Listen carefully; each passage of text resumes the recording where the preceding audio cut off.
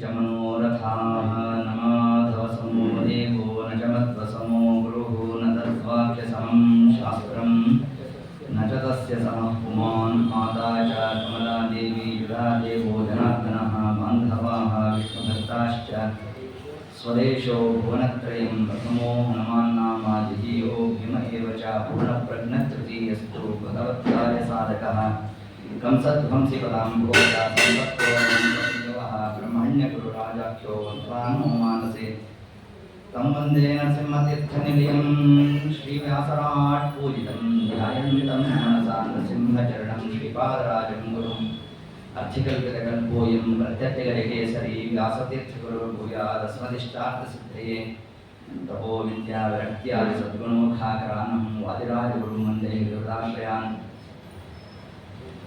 भक्तानां मनसां भोजा भानवे कामधेनवे नमतां कल्पतरवे विन्धगुरुवे नमः कुशाग्रमदे भानुद्युते वादिपीठे आराध्यश्रीपते सुधीन्द्रते नमः भूतराज नमस्तुभ्यं वादिराजगुरुप्रियः विद्रावसर्वबाधानः सदत्वं रक्षणं कुरु पूज्याय राघवेन्द्राय सत्यधर्मरताय च भजतां कल्पवृक्षाय नमतां कामधेनवे दुर्वादिध्वान्तरवये वैष्णवेन्दीवरिन्दवे श्रीराघवेन्द्रगुरवे नमो अत्यन्तदयालवे मुकोऽप्यत्प्रसादेन मुकुन्दशयनायते राजराजायते रिक्तो राघवेन्द्रं तमाश्रये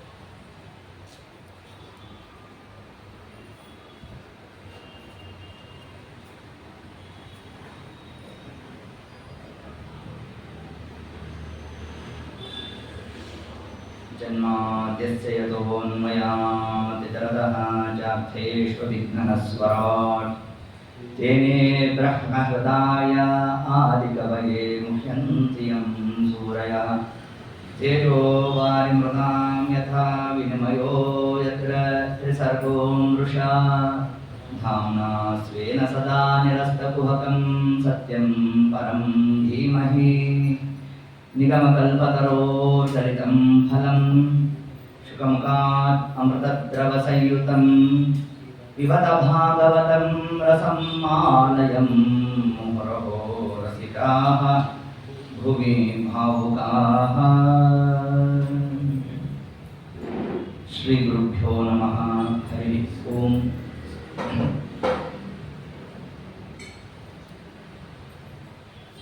ಭಾಗವತ ಗ್ರಂಥದ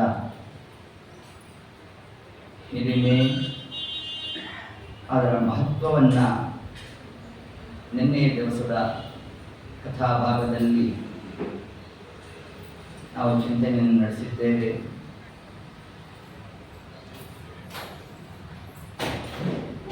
ಮೋಕ್ಷವನ್ನು ಹೊಂದಬೇಕಾದರೆ ಅದಕ್ಕಿರ್ತಕ್ಕಂತಹ ಅತಿ ಮುಖ್ಯವಾದ ಒಂದು ಭಾಗ ಪರಮಾತ್ಮನನ್ನ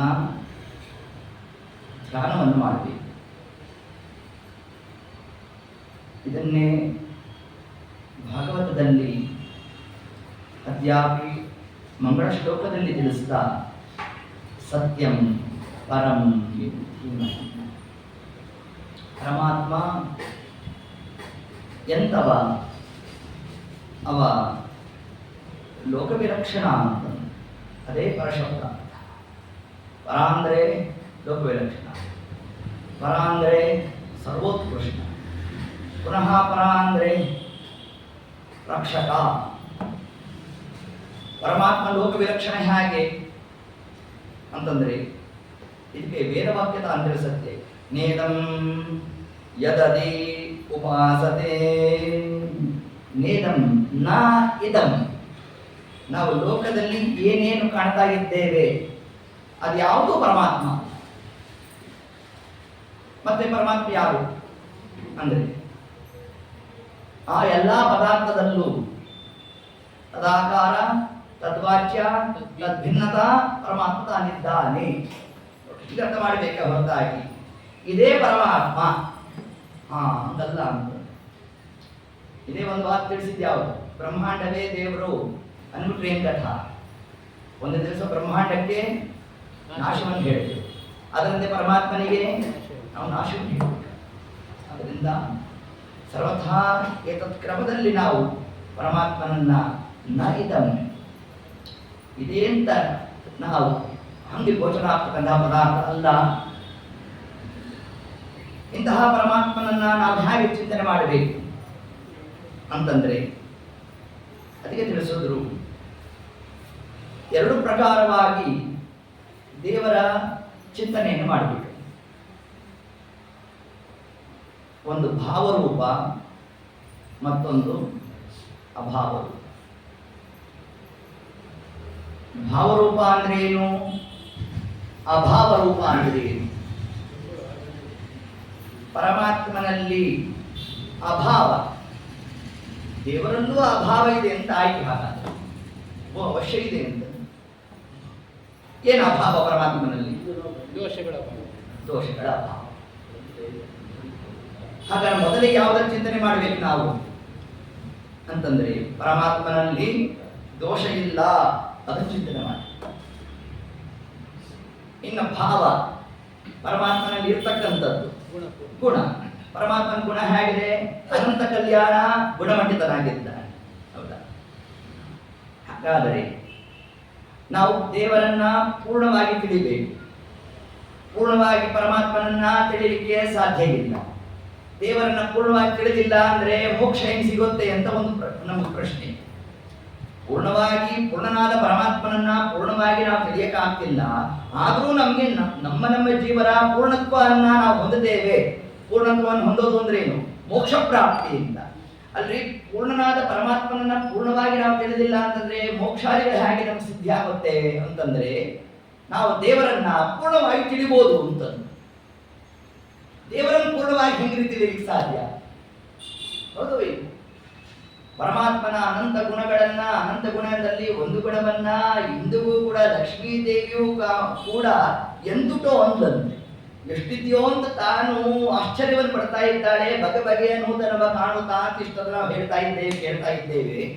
ಹಿಂಗಿರೋ ಪರಮಾತ್ಮನನ್ನ ಪೂರ್ಣವಾಗಿ ನಾವು ತಿಳಿಯೋದು ಹೇಗೆ ಅಂತಂದ್ರೆ ಸತ್ಯಂ ಪರಂ ಧೀಮಹಿ. ಪರಮಾತ್ಮ ಹಿಂಗೂ ಅರ್ಥ ಮಾಡ್ಲಿಕ್ಕೆ ಸಾಧ್ಯ. ಅದು ಹೇಗೆ ಅಂತಂದ್ರೆ ಭಾವರೂಪದಿಂದ ಪೂರ್ಣವಾಗಿ ತಿಳಿಲಿಕ್ಕೆ ಆಗೋಲ್ಲ. ಅಭಾವರೂಪದಿಂದಾಗಿ ನಾವು ದೇವರನ್ನ ತಿಳಿಬಹುದು. ಎಲ್ರಿಗೂ ಅರ್ಥ ಆಯ್ತು ಅಂತ ಅನ್ಕೊಂಡು. ಭಾವ ಅಂದ್ರೆ ಏನು, ಅಭಾವ ಅಂದ್ರೆ ಏನು?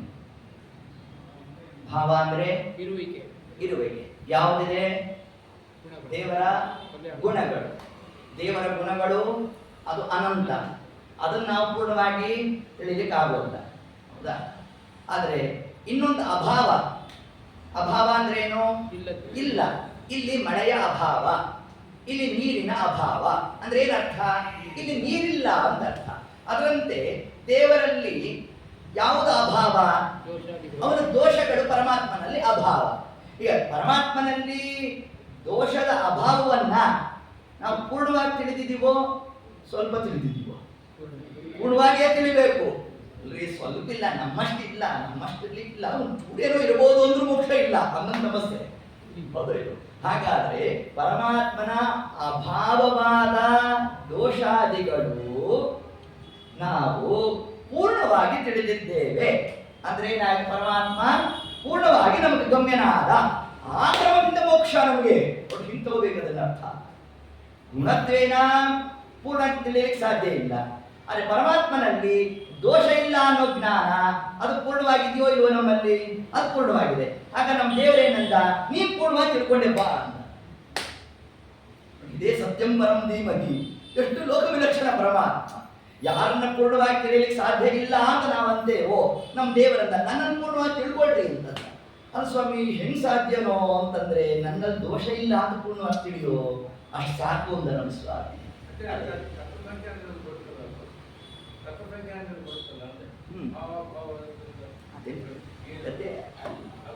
ಅದೇ ಒಂದು ಇದಕ್ಕೆ ಸ್ವಲ್ಪ ತಗೊಂಡಿರ್ತಾ ಇದ್ದೀನಿ.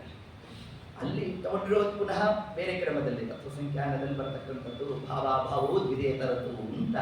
ಅದು ಜೀವರಾಶಿಗಳಲ್ಲಿ ನಾವು ತಗೊಳ್ತಕ್ಕಂಥ ಒಂದು ಕ್ರಮ. ಇಲ್ಲಿ ಪರಮಾತ್ಮನ ಗುಣತ್ವೇನ ನಾವು ತಗೊಂಡಾಗ ಭಾವ ಅಭಾವ. ಭಾವರೂಪವಾದದ್ದು ಪರಮಾತ್ಮನಲ್ಲಿ ಅನಂತ ಕಲ್ಯಾಣ. ಅವ ಅನಂತ ಕಲ್ಯಾಣದಿಂದಾಗಿ ಮಂಡಿತನಾಗಿದ್ದಾನೆ. ಅಂದ್ರೆ ಇದರಿಂದಾಗಿ ನಾವೇನನ್ನು ಪ್ರತಿಪಾದನೆ ಮಾಡಿದಂತೆ ಆಯಿತು, ನಿರ್ಗುಣ ನಿರಾಕಾರ. ಸರಿ, ಪರಮಾತ್ಮ ನಿರ್ಗುಣನ ಆ ಶಬ್ದ ಇದೆಯಲ್ರಿ ವೇದಾದಿಗಳಲ್ಲಿ ಅಂತಂದ್ರೆ ಹೌದೌದು ಇದೆ ಅಂತಂದ್ರೆ, ಯಾವಾಗ ನಿರ್ಗುಣ? ಪ್ರಾಕೃತವಾದ ದೋಷಾದಿಗಳು ದೇವರಲ್ಲಿ ಇಲ್ಲ, ಆದ್ರಿಂದ ಅಲ್ಲಿ ಅಭಾವವನ್ನು ನಾವು ತಿಳಿಸಬೇಕು. ಹೀಗೆ ಆ ಸತ್ಯಂ ಪರಂ ಧೀಮಹಿ, ನಾವು ದೇವರನ್ನ ಧ್ಯಾನ ಮಾಡೋದು ಅಂತಂದ್ರೆ ಏನು ಅದರ ಅರ್ಥ ಅಂತಂದ್ರೆ ಕೇವಲ ಕಣ್ಮುಚ್ಚಿ ಕೂಡೋದು ಧ್ಯಾನ ಅಲ್ಲ. ಇದನ್ನ ಆಚಾರ್ಯ ಹಂಗೆ ತಾವು ವ್ಯಾಖ್ಯಾನಿಸಲಿಲ್ಲ. ಮತ್ತೇನು ಕ್ರಮ? ಮೊದಲಿಗೆ ಜ್ಞಾನ, ಜ್ಞಾನ ಸಂಪಾದನೆ ಆದಮೇಲೆ ಧ್ಯಾನ, ಧ್ಯಾನದ ಅತ್ಯಂತ ಪ್ರಸಾದವೇ ಅಪರೋಕ್ಷ ಜ್ಞಾನ. ಅಪರೋಕ್ಷ ಜ್ಞಾನ ಬಂತು ಅಂತಂದ್ರೆ ಮೋಕ್ಷ ಸಿದ್ಧಿ. ಅದರಿಂದ ಬರೀ ಧೀಮಹಿ ಅನ್ನಲಿಲ್ಲ. ಯಾರನ್ನ ಧೀಮಹಿ? ಸತ್ಯಂ ಪರಂ ಧೀಮಹಿ. ಯಾರು ಪರಶಬ್ದವಾಚ್ಯನಾಗಿದ್ದಾನೋ, ಯಾರು ಸತ್ಯಶಬ್ದವಾಚ್ಯನಾಗಿದ್ದಾನೋ ಅಂತಹ ಪರಮಾತ್ಮನನ್ನೇ ನಾವು ಧ್ಯಾನ ಮಾಡೋಣ ಅಂತ ತಿಳಿಸಿ. ಎಷ್ಟು ಲೋಕ ವಿಲಕ್ಷಣ ಅಂತಂದ್ರೆ, ಜಗತ್ತಿನಲ್ಲಿ ಎಲ್ಲ ವರ್ಗದವರು ಒಂದು ಕ್ರಮದ ಕೆಲಸ ಮಾಡಬಹುದಂತೆ. ಪರಮಾತ್ಮ ಎಲ್ಲ ಕಾರ್ಯವನ್ನು ಎಲ್ಲ ಕಾಲದಲ್ಲೂ ತಾನು ನಡೆಸ್ತಾ ಇದ್ದಾನೆ. ಒಂದು ಪದಾರ್ಥವನ್ನ ಸೃಷ್ಟಿ ಮಾಡಬಹುದು. ಈಗ ಯಾರೋ ಚಂದದ ರಂಗವಲ್ಲಿಯನ್ನು ಹಾಕೋದು, ನಾಳೆ ಬೆಳಗ್ಗೆ ಅವ್ರಿಗೆ ಹೇಳಿದ್ವಿ ಇದನ್ನೆಲ್ಲ ತೆಗೆದುಬಿಟ್ಟು ಶುದ್ಧ ಮಾಡಿಬಿಡಿ ಅಂತ. ಬೆಳಗ್ಗೆ ಅವ್ರು ಬಂದಾಗ ಶುದ್ಧ ಮಾಡಬೇಕಾದ್ರೆ ಅವ್ರ ದುಃಖ ಅವ್ರಿಗೆ ಗೊತ್ತಿರುತ್ತೆ. 2 ತಾಸು ನಿನ್ನೆ ದಿವಸ ನಾ ಹಾಕಿದ್ದು ಅಂತ ಕೈಯೇ ಬರ್ತಿಲ್ಲಪ್ಪ ನಮಗೆ, ನೋಡಿ ಹಿಂಗಲ್ಲ ಅಂತ ಕೂತಿರ್ತೇವೆ ನಾವು. ಆದರೆ ಚರಾಚರ ಜಗತ್ತನ್ನು ಪರಮಾತ್ಮ ತಾನು ಸೃಷ್ಟಿ ಮಾಡಿದ್ದಾನೆ. ಯಾವ ವಿಧವಾದಂತಹ ವೇದನೆಯೂ ಇಲ್ಲದೆ ಅನಾಯಾಸವಾಗಿ ಬ್ರಹ್ಮಾಂಡವನ್ನು ನಾಶ ಮಾಡುತ್ತಾನಂತೆ ಪರಮಾತ್ಮ. ಅಲ್ಲ, ಆ ಕಾಲಕ್ಕೆ ಪರಮಾತ್ಮನಿಗೆ ಏನಾದ್ರು ದುರ್ಗಿಕ್ಕೆ ಆಗುತ್ತೋ ಏನು ಅಂತಂದ್ರೆ, ಅದಕ್ಕೆ ಬಹುಚಿತ್ರ ಜಗತ್ ಬಹುದಾಕರಣ. ಪರಮಾತ್ಮ ಒಂದೊಂದು ತನ್ನ ವಿಚಿತ್ರವಾದಂತಹ ಗುಣ ವಿಶಿಷ್ಟವನ್ನು ತೋರಿಸಲಿಕ್ಕಾಗಿ ಒಂದೊಂದು ಜೀವಗಳನ್ನು ಸೃಷ್ಟಿ ಮಾಡಿದ್ದಾನೆ ಪರಮಾತ್ಮ. ಜೇಡ ಬಹುಪ್ರಕಾರವಾಗಿ ಕಟ್ಟೋದಂತೆ, ತಾನು ಕಟ್ಟಿರೋದನ್ನ ತಾನೇ ನುಂಗ್ಬಿಡುತ್ತಂತೆ. ನುಂಗೋ ಕಾಲಕ್ಕೆ ಅದು ದುಃಖ ಆಯ್ತಾ? ಇಲ್ಲ. ನಾನೇ ಕಟ್ಟಿದ್ದನ್ನ ನಾನೇ ಮಾಡಿದ್ರು ಅದಕ್ಕೆ ಹೇಗೆ ದುಃಖಾದಿಗಳಿಲ್ಲೋ, ಒಂದು ಪ್ರಾಣಿಯಲ್ಲೇ ಇಷ್ಟು ಸಾಮರ್ಥ್ಯ ಕೊಟ್ಟಿರ್ತಕ್ಕಂತಹ ಪರಮಾತ್ಮ ಇನ್ನು ಸ್ವಯಂ ಪರಮಾತ್ಮನಲ್ಲಿ ಯಾವ ದೋಷ ಇರಲಿ ಸರಿ. ಆ ಬ್ರಹ್ಮಾಂಡ ಆದ್ರೆ ಎಲ್ಲಿ ಹೋಯಿತು? ಸಂಶಾಂತ ಸಂವಿಧಕ್ಕೆ ನಮ್ಗೆ ಕರೆಯಿದಾಗ ಹೌದು. ಇದು ಬ್ರಹ್ಮಾಂಡಕ್ಕೆ ನಾವು ನಾಶ ಅಂದ್ರೆ ಹೆಂಗೆ ನಾಶವನ್ನು ಹೇಳ್ತೇವೆ? ಪೂರ ನಾಶ ಅಂತ ಅರ್ಥನ ಅಲ್ಲ, ತನ್ನ ಮೂಲ ರೂಪವನ್ನು ಹೊಂದತಕ್ಕಂಥದ್ದಕ್ಕೆ ನಾಶ ಶಬ್ದ ಅರ್ಥ. ಊರ್ಧ್ವ ಮೂಲ ಮದಶಾಖಂ ಅಶ್ವತ್ಥಂ ರಾಹುರವ್ಯಯಂ. ಅವ್ಯಯ ಜಗತ್ತು ಅಂದ್ರೆ ಏನು? ನಾಶರಹಿತವಾದ ಜಗತ್ತು ನಾಶ. ಅದು ಹೇಗೆ ಅಂದ್ರೆ ಪ್ರವಾಹೋ ಅನ್ನೋ ಕ್ರಮವನ್ನು ಹೇಗೆ ತಗೊಳ್ತೇವೆ, ಹೀಗೆ ಪರಮಾತ್ಮನ ಆ ಒಂದೊಂದು ವ್ಯಾಪಾರವೂ ಕೂಡ ಪರಂ. ನಾವು ಧ್ಯಾನಕ್ಕೆ ಕೂತಾಗ, ನಾವು ಶ್ರೀನಿವಾಸನ ದರ್ಶನಕ್ಕೆ ಅದಕ್ಕೆಲ್ಲ ಹೋದಾಗ ಹೆಚ್ಚು ನಮ್ಮ ಕಣ್ಣಿಗೆ ಬೀಳೋದು ಏನು ಗೊತ್ತಾ? ಆ ಒಡವೆ ನೋಡಿದ್ರ ಶ್ರೀನಿವಾಸನ್ಗೆ ಏನು ಫಳ ಫಳ ಫಳ ಫಳ ಉಳಿತಾ ಇದ್ರು. ಇಷ್ಟೇ ನಾವು ಚಿಂತನೆ ಮಾಡ್ರಿ, ಅದೇನು ದೋಷ ಅಂತ ನಾ ಹೇಳ್ತಿಲ್ಲ. ಆದರೆ ಭಾಗವತ ನಮ್ಗೇನು ತಿಳಿಸ್ತಾರೆ ಅಂತಂದ್ರೆ, ಪರಮಾತ್ಮನ ಇಂತಹ ಅದ್ಭುತವಾದ ವ್ಯಾಪಾರವನ್ನ ಧೀಮಹಿ ಧ್ಯಾನ ಮಾಡ್ರಿ. ಅದಕ್ಕೆ ಮೊದಲಿಗೆ ಪ್ರಶ್ನೆ ಇದೆಯಾ? ಅದಕ್ಕೆ ಮೊದಲಿಗೆ ತಗೊಂಡದ್ದು ಯಾವುದು? ಜನ್ಮ ಆದ್ಯಸ್ಯ ಯತಃ. ಯತಃ ಯಾರಿಂದ ಸೃಷ್ಟಿಯಾದ ಅಷ್ಟಕರ್ತೃತ್ವ ನಡೀತಾ ಇದೆಯೋ ಅದರಲ್ಲಿ ಯಾರನ್ನು ಸೃಷ್ಟಿ ಮಾಡಿದ ಪರಮಾತ್ಮ? ಆದಿ ಕವಯೆ. ಮೊದಲನೇ ಯಾರು? ಬ್ರಹ್ಮದೇವರು. ಅದನ್ನೇ ತೇನೇ ಬ್ರಹ್ಮ ಹೃದಯ ಆದಿ ಕವಯೇ ಯೋ ಬ್ರಹ್ಮಾಣಂ ವಿದಧಾತಿ ಪೂರ್ವಂ. ಶ್ರುತಿವಾಕ್ಯ. ಪೂರ್ವದಲ್ಲಿ ಯಾವ ಬ್ರಹ್ಮಾದಿ ದೇವತೆಗಳನ್ನು ತಾನು ಸೃಷ್ಟಿ ಮಾಡಿದ್ದಾನೋ ಅಂತಹ ಪರಮಾತ್ಮನನ್ನೇ ಧೀಮಹಿ ಧ್ಯಾನ ಮಾಡೋಣ. ಅಂದ್ರೆ ಯಾವ ಬ್ರಹ್ಮದೇವರು ಜಗತ್ತಿಗೆ ಮೊದಲಿಗರು ಅಂತ ನೀವು ಚಿಂತನೆ ಮಾಡ್ತಾ ಇದ್ದೇವೋ ಅಂತಹ ಮೊದಲಿಗನು ಯಾರು? ಅದು ಪರಮಾತ್ಮ. ಅಂದ್ರೆ ನಮ್ಮ ದೇವರೇನಾದ ಪರಂ. ಅವ ಸರ್ವೋತ್ಕೃಷ್ಟನಾದ. ಯಾರು ಸರ್ವೋತ್ಕೃಷ್ಟನೋ ಅಂತವನಲ್ಲಿ ಧ್ಯಾನ ಮಾಡೋಣ. ಓಂ ಜನ್ಮ ಆದ್ಯಸ್ಯತಃ ಓಂ ಹೀಗೆ ಏತತ್ ಕ್ರಮದಿಂದಾಗಿ ಆ ಪರಮಾತ್ಮನನ್ನು ನಾವು ಚಿಂತನಾದಿಗಳ ನಡೆಸಬೇಕು. ಯತ್ರ ತ್ರಿಸರ್ಗೋಂ ವೃಷ ನಿನ್ನೆ ದಿವಸ 3 ಪ್ರಕಾರವಾದ ಸೃಷ್ಟಿಯ ಚಿಂತನೆಯನ್ನು ನಾವು ನೀವೆಲ್ಲ ಸ್ಮರಣೆ ಮಾಡಿದ್ದೇವೆ. ಹೀಗೆ ಅಂತಹ ಸೃಷ್ಟಿ ಕ್ರಮದಲ್ಲಿ ಪರಮಾತ್ಮ ತನ್ನ ರೂಪಗಳನ್ನ ಅಭಿವ್ಯಕ್ತ ಮಾಡಿದ ಅಂದ್ರೆ ಏನು? ಮೊಟ್ಟ ಮೊದಲನೆಯದಾಗಿ ಪರಮಾತ್ಮ ಯಾವ ರೂಪವನ್ನ ಅಭಿವ್ಯಕ್ತಗೊಳಿಸಿದ? ಅಭಿವ್ಯಕ್ತ ಅಂದ್ರೆ ಏನು? ತನ್ನ ಸೃಷ್ಟಿ ಅಂದ್ರೆ ಏನು? ಜಗತ್ತಿಗೆ ಆ ರೂಪದ ಜ್ಞಾನ ಬರುವುದೇ ಪರಮಾತ್ಮನ ಪ್ರಾದುರ್ಭಾವ ಕೃಷ್ಣಾಷ್ಟಮಿ, ರಾಮನವಮಿ. ಈ ಹಿಂದೆ ಇರಲಿಲ್ಲ ಅಂತಲ್ಲ, ಇತ್ತು ಆ ರೂಪ. ಆದರೆ ಇಂತಹ ದಿವಸ ಯಾವ ಚೈತ್ರ ಮಾಸ ನವಮಿ ತಿಥಿಯಲ್ಲಿ ರಾಮದೇವರು ತಾವು ಅಲ್ಲಿ ಪ್ರಾದುರ್ಭಾವ ಆದರು ಅಂದ್ರೆ ಏನರ್ಥ ಅಂದ್ರೆ ರಾಮ ರೂಪ ಇದೆ ಅನ್ನೋ ಜ್ಞಾನ ನಮಗೆ ಬಂತು. ಅದು ಯಾವ ದಿವಸದಿಂದಾಗಿ ಆ ಜ್ಞಾನ ನಮಗೆ ಜನ್ಯ ಆಯಿತೋ ಅವತ್ತೇ ರಾಮದೇವ್ರದು ಹ್ಯಾಪಿ ಬರ್ಡೇ. ಅದನ್ನೇ ನಾವು ಅವತಾರದ ದಿವಸ ಅಂದ್ರೆ ಆ ಜ್ಞಾನಜನ್ಯ ಆದಂಥದ್ದಲ್ಲಿ ಅದೇ ಪರಮಾತ್ಮನ ಅವತಾರ. ಇದನ್ನೇ ನಮಗೇನಂತ ಕರೆದಿದ್ದಾರೆ ಅಂದ್ರೆ ಸೃಷ್ಟಿ, ಪರಮಾತ್ಮನ ಶುದ್ಧ ಸೃಷ್ಟಿ. ಹೊಸದಾಗಿ ಪರಮಾತ್ಮ ರೂಪವನ್ನ ಅಭಿವ್ಯಕ್ತ ಮಾಡ್ತಕ್ಕಂಥದ್ದಲ್ಲ. ಇರೋ ರೂಪಗಳ ಮುಂದೆ ಬರುತ್ತೆ. ದಶಮಸ್ಕಂದದಲ್ಲಿ ಈ ಒಂದು ಅಂಶವನ್ನು ತಗೊಂತಾರೆ ಶ್ರೀಮದಾಚಾರ್ಯ. ಪರಮಾತ್ಮನ ಅವತಾರಾದಿಗಳೆಲ್ಲ ಅದಾಗಿದೆ ಅಂದ್ರೆ ಹೆಂಗೆ ಅರ್ಥ ಮಾಡಬೇಕು? ಪರಮಾತ್ಮ ಬೆಳೆದ, ದೇವರು ಬೆಳೆದ್ನ. ದೇವರು ಬೆಳೆದ ಅಂದ್ರೆ ರಾಸವನ್ನು ಹೇಳಬೇಕು ನೀವು. ಯಾಕೆ? ನಾವೊಂದು ಮಗು ಶಿಶು ರೂಪದಲ್ಲಿದ್ವಿ. ಆ ಶಿಶುರೂಪ ಏನಾಯ್ತು? ನಾಶ ಆಯಿತು. ಕೃಷ್ಣ ಇದನ್ನು ಹೇಳ್ತಾನೆ ಎಲ್ಲಿ? ಸಾಂಖ್ಯಯೋಗದಲ್ಲಿ ಹೇಳಬೇಕಾದ್ರೆ ಮಾತು ಬರುತ್ತೆ. ಅರ್ಜುನ, ನೀನು ಯಾರನ್ನ ಸಂಹಾರ ಮಾಡ್ತೇನೆ ಅಂತ ದುಃಖ ಪಡ್ತಾ ಇದೆಯೋ ಒಂದೊಂದು ಅವಸ್ಥಾಲೆ ಒಂದೊಂದು ರೂಪಗಳು ನಾಶ ಆಗ್ತಲೇ ಇದೆ. ನಾನು ಚಿಕ್ಕ ಮಗುವಾದಾಗ ನೋಡ್ಬೇಕಿದ್ರಿ, ಏನ್ ಚಂದಿದ್ದೆ ಅಂತಂದ್ರು. ಹಂಗಾರೆ ಏನಾಯ್ತು? ಈಗ ಅದಿಲ್ಲ ಅಂತ ಆಯ್ತು. ಅದಿಲ್ಲ ಅಂದ್ರೆ ಏನಾಯ್ತು? ಅದು ನಾಶ ಅಂತಲೇ ಅರ್ಥ. ವಯಸ್ಸಿನಲ್ಲಿ ನಾನು ನೀವು ನೋಡಬೇಕಿತ್ತು, ಎಷ್ಟು ತಿಂತಿದ್ದೆ, ಈಗೇನಾಯ್ತು? ಆಗ್ತಿಲ್ಲ. ಅಂದ್ರೆ ಹಿಂದಿದ್ದು ಈಗ ನಾಶ ಆಯಿತು. ಅದರಂತೆ ಪರಮಾತ್ಮ ಬೆಳೆದ ಅಂತಂದ್ರೆ ಇದಕ್ಕೇನು ಅರ್ಥ ಮಾಡ್ತೀವಿ? ವೃದ್ಧೇ ಗೋಕುಲ ಮಧ್ಯ.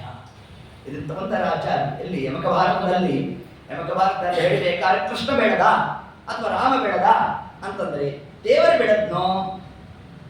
ದೇವರ ಪರವಾದ ಜ್ಞಾನ ಬೆಳೀತು. ಅದನ್ನು ತಗೊಳ್ಳಿದ್ರು ಆಚಾರ್ಯ. ಸತ್ಯಂ ಪರಂ ಧೀಮನ್. ನೋಡೋರ ಕಣ್ಣಿಗೆ ಕೃಷ್ಣ ಬೆಳೆದ. ಆದ್ರೆ ಕೃಷ್ಣ ಬೆಳೆದ್ನೋ? ಕೃಷ್ಣ ಬೆಳೀಲಿಲ್ಲ. ಅಲ್ರಿ ತೊಟ್ಲಲ್ಲಿದ್ದ, ಆಮೇಲೆ ಅಂಬೆಗಾಲಿಟ್ಟ, ರಂಗನಾದಿಗಳೆಲ್ಲ ಮಾಡಿದ್ದಾನೆ.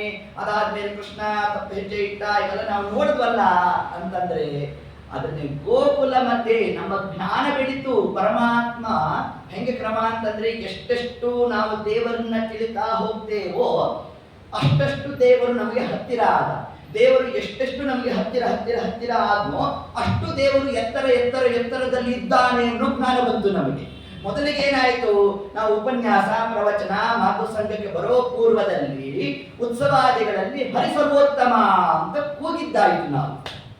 ಯಾಕೆ? ಸರ್ವೋತ್ತಮ, ಅವ ದೊಡ್ಡವ ಅಂತಂದ್ವಿ. ಅಷ್ಟೇ ಇತ್ತು ಜ್ಞಾನ. ಹೇಗೆ ದೊಡ್ಡವ ಅನ್ನೋ ಜ್ಞಾನ ಬರಬೇಕಾದರೆ ಗೋ ಕುಲ ಮಧ್ಯೆ. ಗೋ ಅಂದ್ರೆ ವೇದ, ಗೋ ಅಂದ್ರೆ ಜ್ಞಾನ. ಹಾಗಾದರೆ ದೇವರು ಬೆಳೆದದ್ದಲ್ಲ, ದೇವರ ಬಗ್ಗೆ ನಮ್ಮ ಜ್ಞಾನ ಬೆಳೀತು.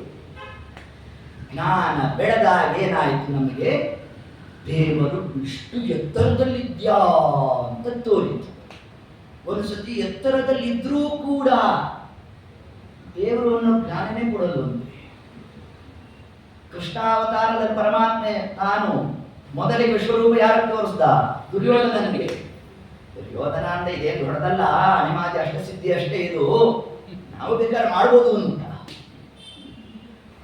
ನೋಡಿ, ಆ ರೂಪ ಬಂದರೂ ಕೂಡ ದುರ್ಯೋಧನಾದಿಗಳನ್ನು ಬಿಡ್ರಿ, ಯಾವ ಸೂರ್ಯಾಂಶ ಸಂಬೋಧನಾಗಿರ್ತಂತಹ ಸುಗ್ರೀವ ರಾಮದೇವರನ್ನು ನೋಡಿದಾಗ ಯಾರೊಬ್ಬ ಮನುಷ್ಯ ಬರ್ತಾ ಇದ್ದಾನೆ ಅಂತ ಪಲಾಯನ ಮಾಡಿಬಿಟ್ರಂತೆ. ಆದರೆ ಬಂದಿರ್ತಕ್ಕಂಥ ಸಾಕ್ಷಾತ್ ಪರಮಾತ್ಮ ಅನ್ನೋ ಜ್ಞಾನ ಇರ್ತಕ್ಕಂಥದ್ದು ಯಾರಿಗೆ?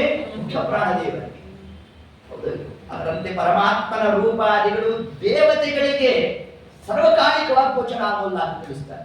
ಅಷ್ಟು ವಿಲಕ್ಷಣ ಪರಮಾತ್ಮ. ಸತ್ಯಂ ಪರಂ ಧೀಮಹಿ. ಹೇಗೆ ವಿಲಕ್ಷಣ ಪರಮಾತ್ಮ ಅಂತಂದ್ರೆ ಅವನ ಪರವಾಗಿ ನಾವು ತಿಳಿದಷ್ಟು ಹೇಗೆ ಲೋಕದಲ್ಲಿ ಕ್ರಮ ಹೇಗಂತೆ ತಿರುಪತಿ ಬೆಟ್ಟ ಹತ್ತಬೇಕು, ಕಪಿಲ ತೀರ್ಥದಲ್ಲಿ ಸ್ನಾನ ಮಾಡ್ತೀವಿ ಬೆಳಗಿನ ಜಾವ, ಸ್ನಾನ ಮಾಡಿ ಪರ್ವತದ ದರ್ಶನ ಮಾಡಬೇಕು ಅಂತಲೇ ನೋಡಿದ್ರಿ. ಗಾಳಿ ಗೋಪುರದಲ್ಲಿ ಏನ್ ಕಾಣಿಸ್ತು ನಿಮಗೆ? ಶಂಖಚಕ್ರ ನಾಮ ಕಾಣಿಸ್ತು. ಎಷ್ಟೆಷ್ಟು ಅಗಲ ಕಾಣಿಸ್ತು? ಇಷ್ಟಿಷ್ಟು ಅಗಲ ಕಾಣಿಸ್ತು. ಹೌದಾ?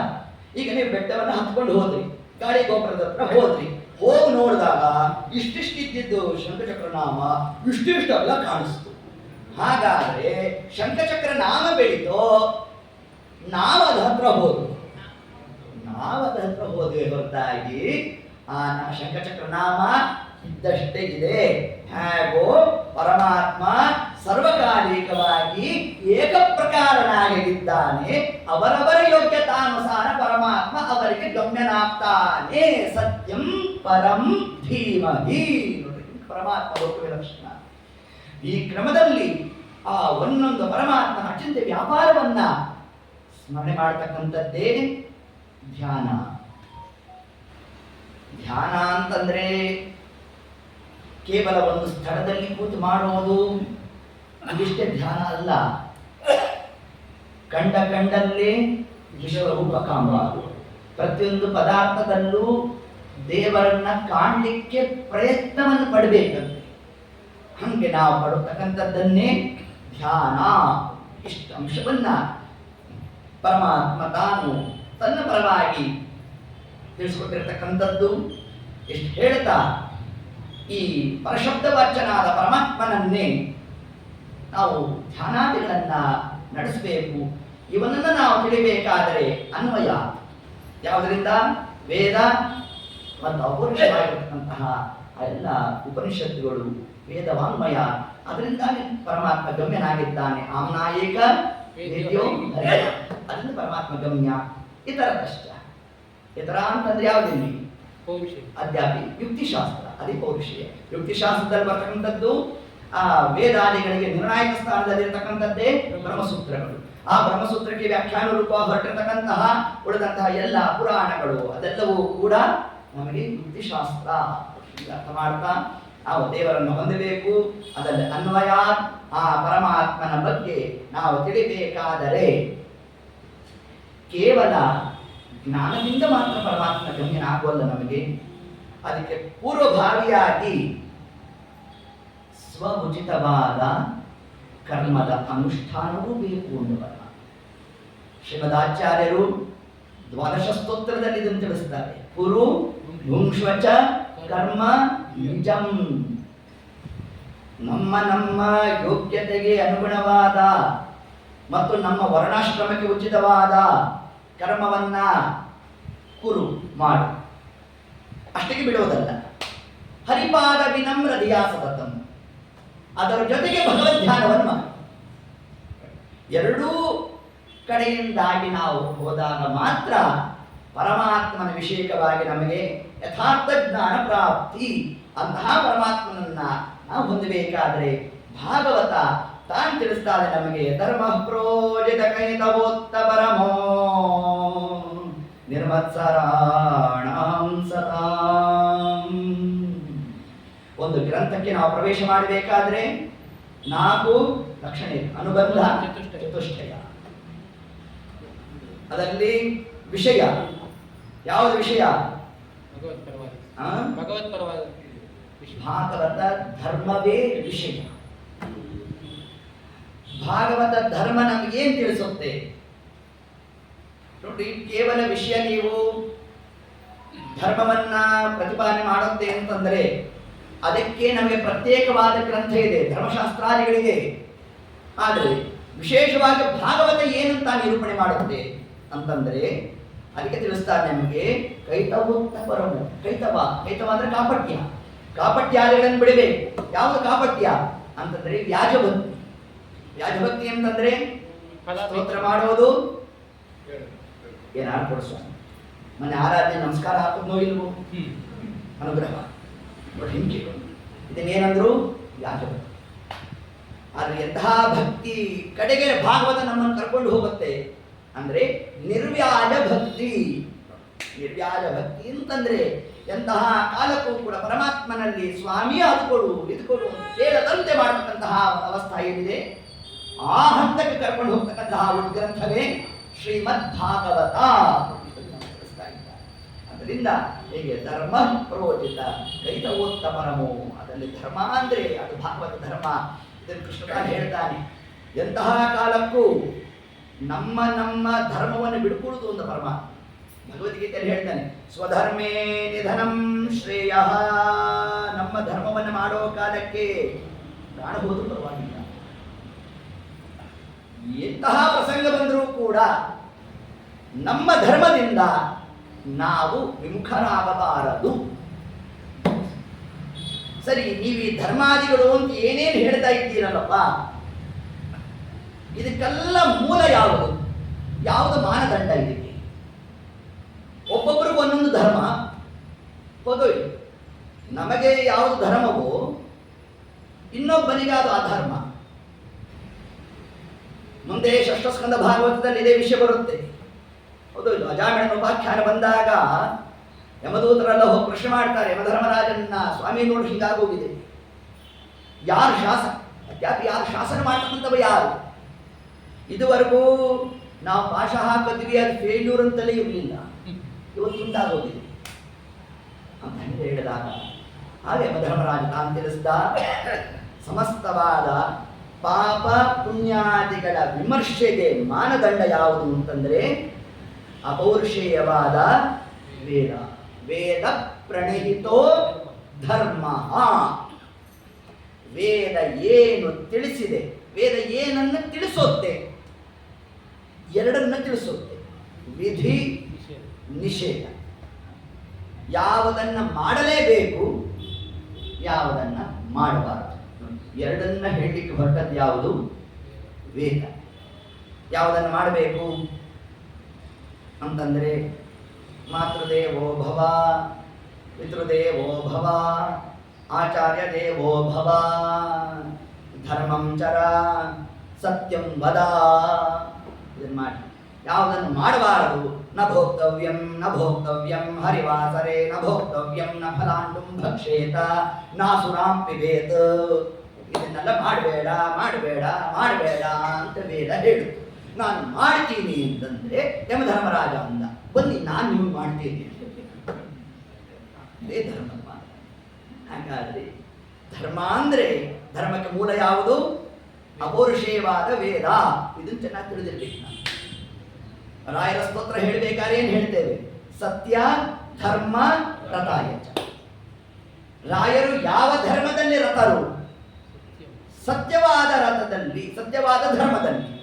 ಅಲ್ಲಿ ಏನು ಸತ್ಯವಾದ ಧರ್ಮ ಅಂತಂದ್ರೆ ವೇದವನ್ನ ಸತ್ಯ ಅಂತ ಕರೆದಿದ್ದಾರೆ. ವೇದವನ್ನು ಯಾಕೆ ಸತ್ಯ ಅಂತ ಕರೆದು? ಯಾವ ವೇದ ಪ್ರಳಯ ಕಾಲದಲ್ಲೂ ನಿತ್ಯವಾಗಿರುತ್ತೋ ಅಂತಹ ವೇದವನ್ನೇ ಸತ್ಯ ಅಂತ ಕರೆದು.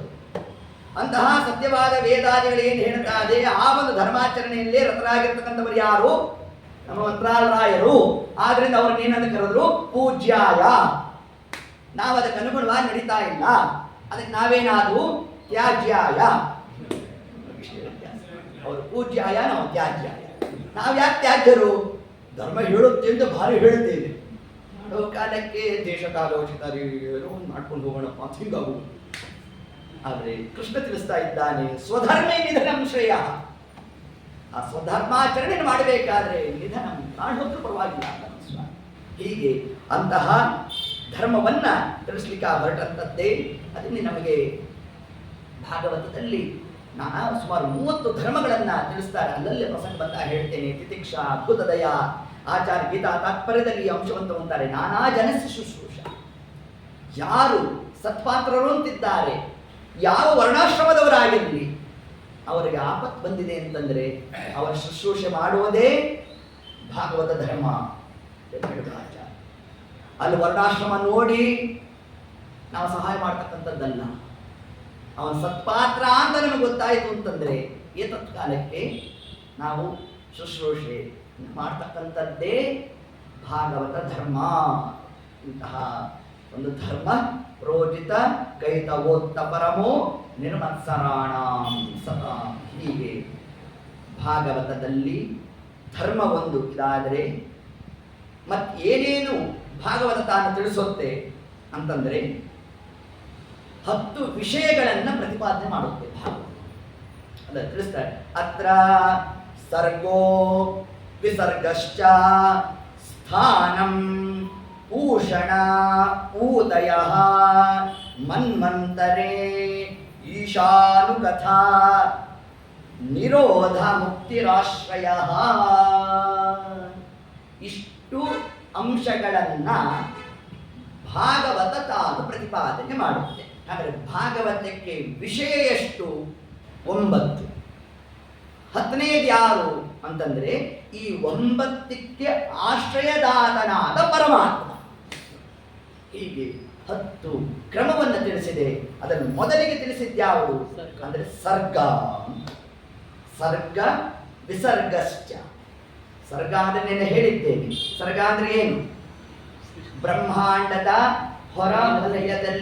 ಹೊರವಲಯದಲ್ಲಿರ್ತಕ್ಕಂತಹ ನವ ಆವರಣ, ಅವ್ಯಾಕೃತ ಆಕಾಶ, ಆ ಅವ್ಯಕ್ತ ತತ್ವವನ್ನ ಪರಮಾತ್ಮ ತಾನು ಸೃಷ್ಟಿ ಮಾಡತಕ್ಕಂಥದ್ದನ್ನೇ ಸರ್ಗ ಸೃಷ್ಟಿ ಅಂತ ಕರೆದಿದ್ದಾರೆ. ಈ ಸರ್ಗ ಸೃಷ್ಟಿ ಇದು ಒಂದು, ವಿಸರ್ಗ ಸೃಷ್ಟಿ ಅಂತ ಇನ್ನೊಂದು. ಈ ವಿಸರ್ಗ ಸೃಷ್ಟಿ ಅಂತಂದ್ರೆ ಬ್ರಹ್ಮಾಂಡದ ಸೃಷ್ಟಿಯ ನಂತರ ಅದರ ಒಳಗೆ 14 ಲೋಕಗಳನ್ನು ಪರಮಾತ್ಮ ಬ್ರಹ್ಮದೇವರನ್ನ ನಿಮಿತ್ತ ಮಾಡಿ ಸೃಷ್ಟಿ ಮಾಡಿಸ್ತಾರೆ. ಇದನ್ನ ವಿಸರ್ಗ ಸೃಷ್ಟಿ ಅಂತ ಕರೆದು ಒಬ್ಬೊಬ್ಬರಿಗೆ ಒಂದೊಂದು ಸೃಷ್ಟಿ ಕ್ರಮದ ಉಪದೇಶ, ಅದು ಬೇರೆ ಪರಮಾತ್ಮ. ಇದನ್ನೇ ಆಗತಿಕ ಕ್ರಮ ಅಂತ ನಿಮಗೆ ಭಾಗವತ ಸಾರೋದ್ಧಾರದಲ್ಲೂ ಕೊಡ್ತಾರೆ. ಮಾಧವನೂರು ವಿಷ್ಣು ತೀರ್ಥರು ಭಾರಿ ಅದನ್ನು ಪರಿಷ್ಕಾರ ಮಾಡಿಕೊಟ್ಟಿದ್ದಾರೆ ನಮಗೆ. ಅದನ್ನು ಮೊದಲಿಗೆ ಈ ಸರ್ಗ ಸೃಷ್ಟಿ ಕ್ರಮ ಹೇಗೆ ಬಂತು?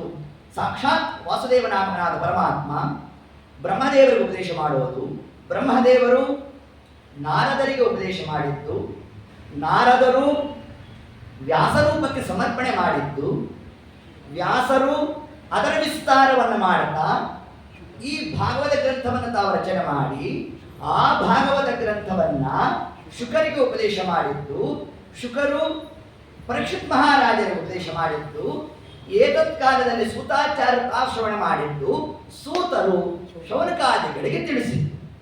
ಇದು ಸರ್ಗ ಸೃಷ್ಟಿಯ ಕ್ರಮ.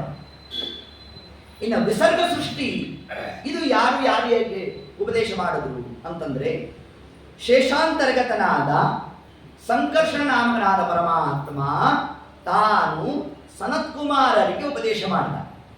ಈ ಸನತ್ಕುಮಾರರು ಸಾಂಖ್ಯಾಯನರಿಗೆ ತಾನು ಉಪದೇಶವನ್ನು ಮಾಡಿದ. ಅವರಿಂದ ಪರಾಶರರಿಗೆ ಬಂದು ಆ ಪರಾಶರರು ಬೃಹಸ್ಪತ್ಯಾಚಾರ್ಯರಿಗೆ ಉಪದೇಶ ಮಾಡಿದರು. ಬೃಹಸ್ಪತ್ಯಾಚಾರ್ಯರು ಮೈತ್ರೇಯರಿಗೆ ಉಪದೇಶ ಮಾಡಿದರು. ಮೈತ್ರೇಯರು ವಿದುರನಿಗೆ ಉಪದೇಶ ಮಾಡಿದರು. ಇಷ್ಟು ಕ್ರಮ ಭಾಗವತ ಎಷ್ಟು ಕ್ರಮದಲ್ಲಿ ಹರಿದು ಬಂದಿದೆ ಅಂತಂದ್ರೆ ಇಷ್ಟು ಪ್ರಕಾರವಾಗಿ ಅದನ್ನೇ ಭಾಗವತದ ಧರ್ಮ. ಭಾಗವತದಲ್ಲಿ ಅನುಬಂಧ ಚತುಷ್ಟಯ, ಅನುಬಂಧ ಚತುಷ್ಟಯದಲ್ಲಿ ವಿಷಯ. ಭಾಗವತದ ವಿಷಯ ಮೊದಲಿಗೆ ಯಾವುದು?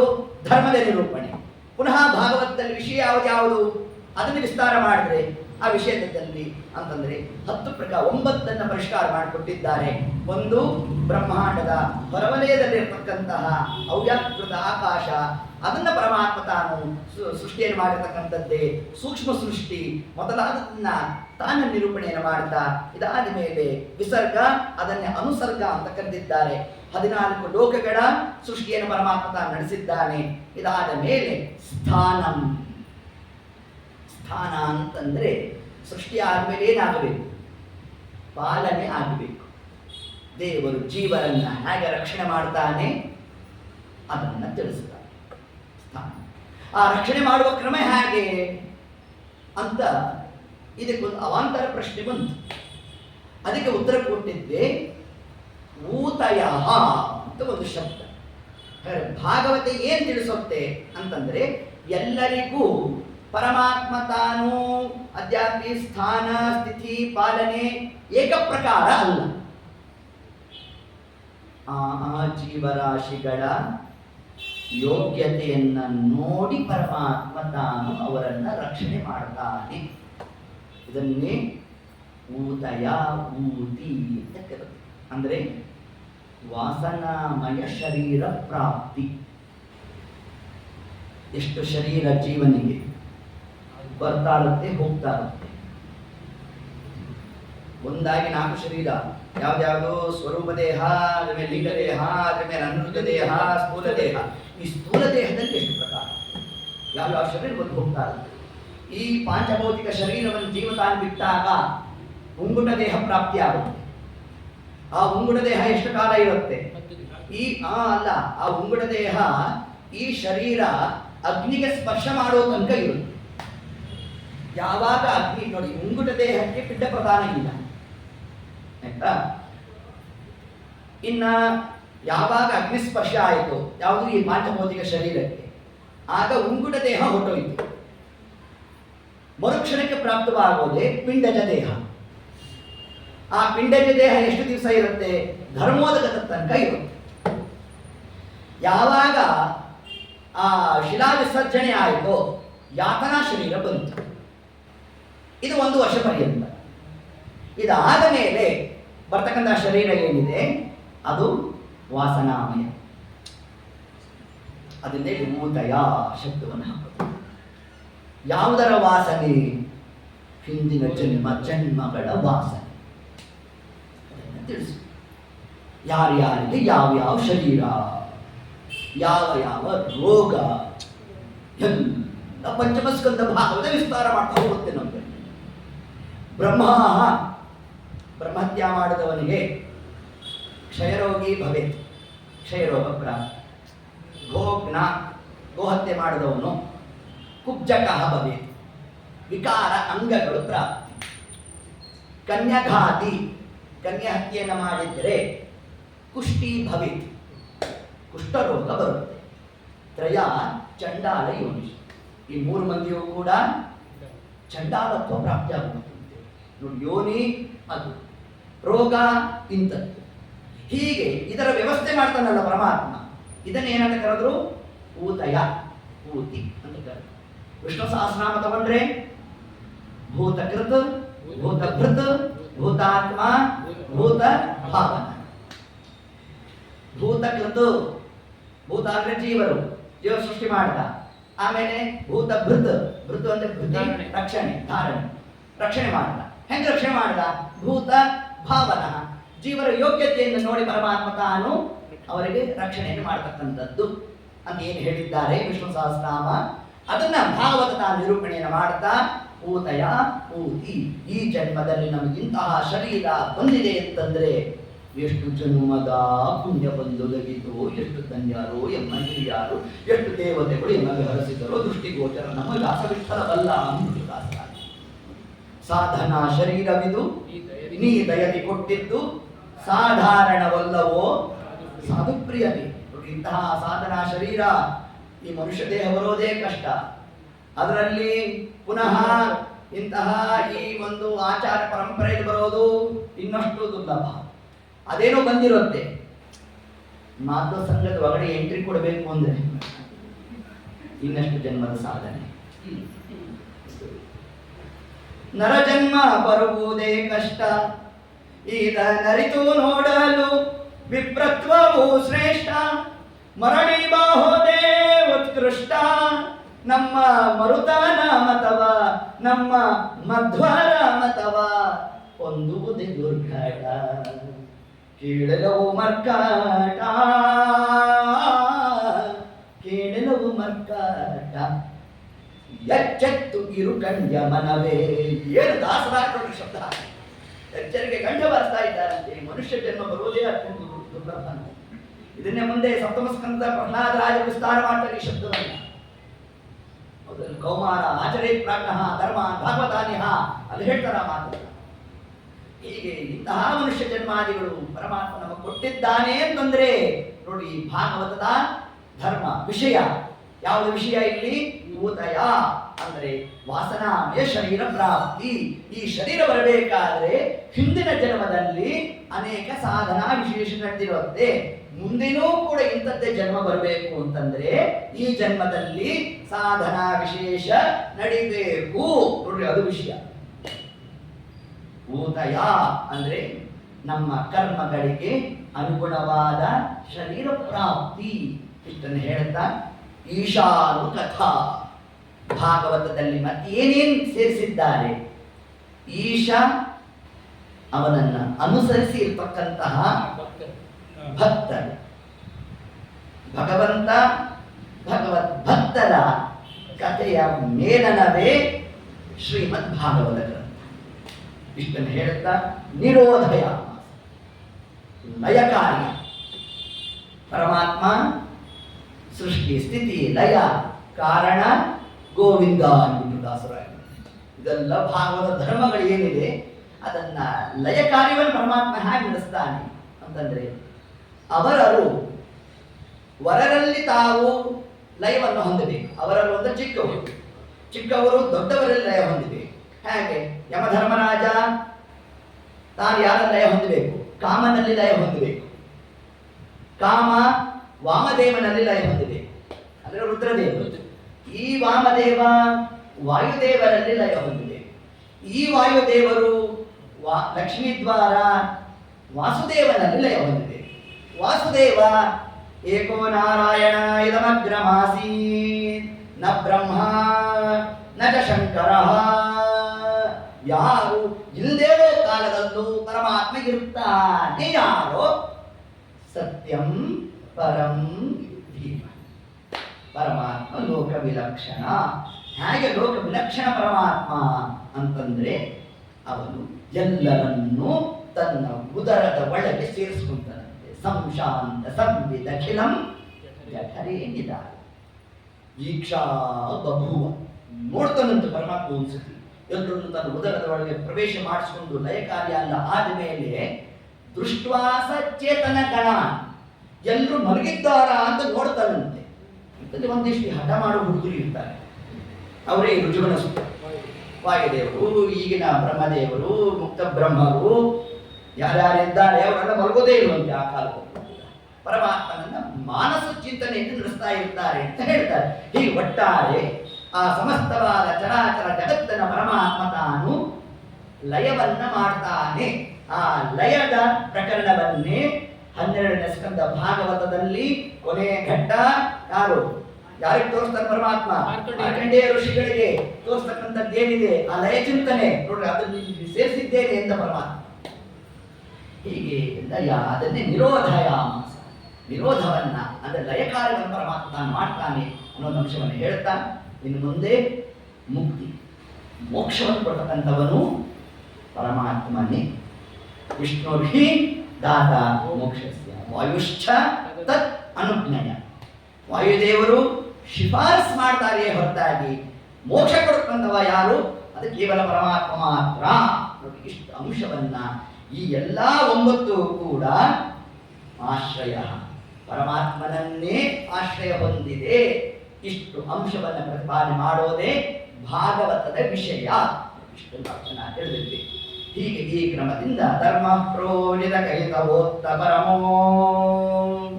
ಇನ್ನು ಅಧಿಕಾರಿ ಯಾರು ಅಂತ ಈ ಭಾಗವತ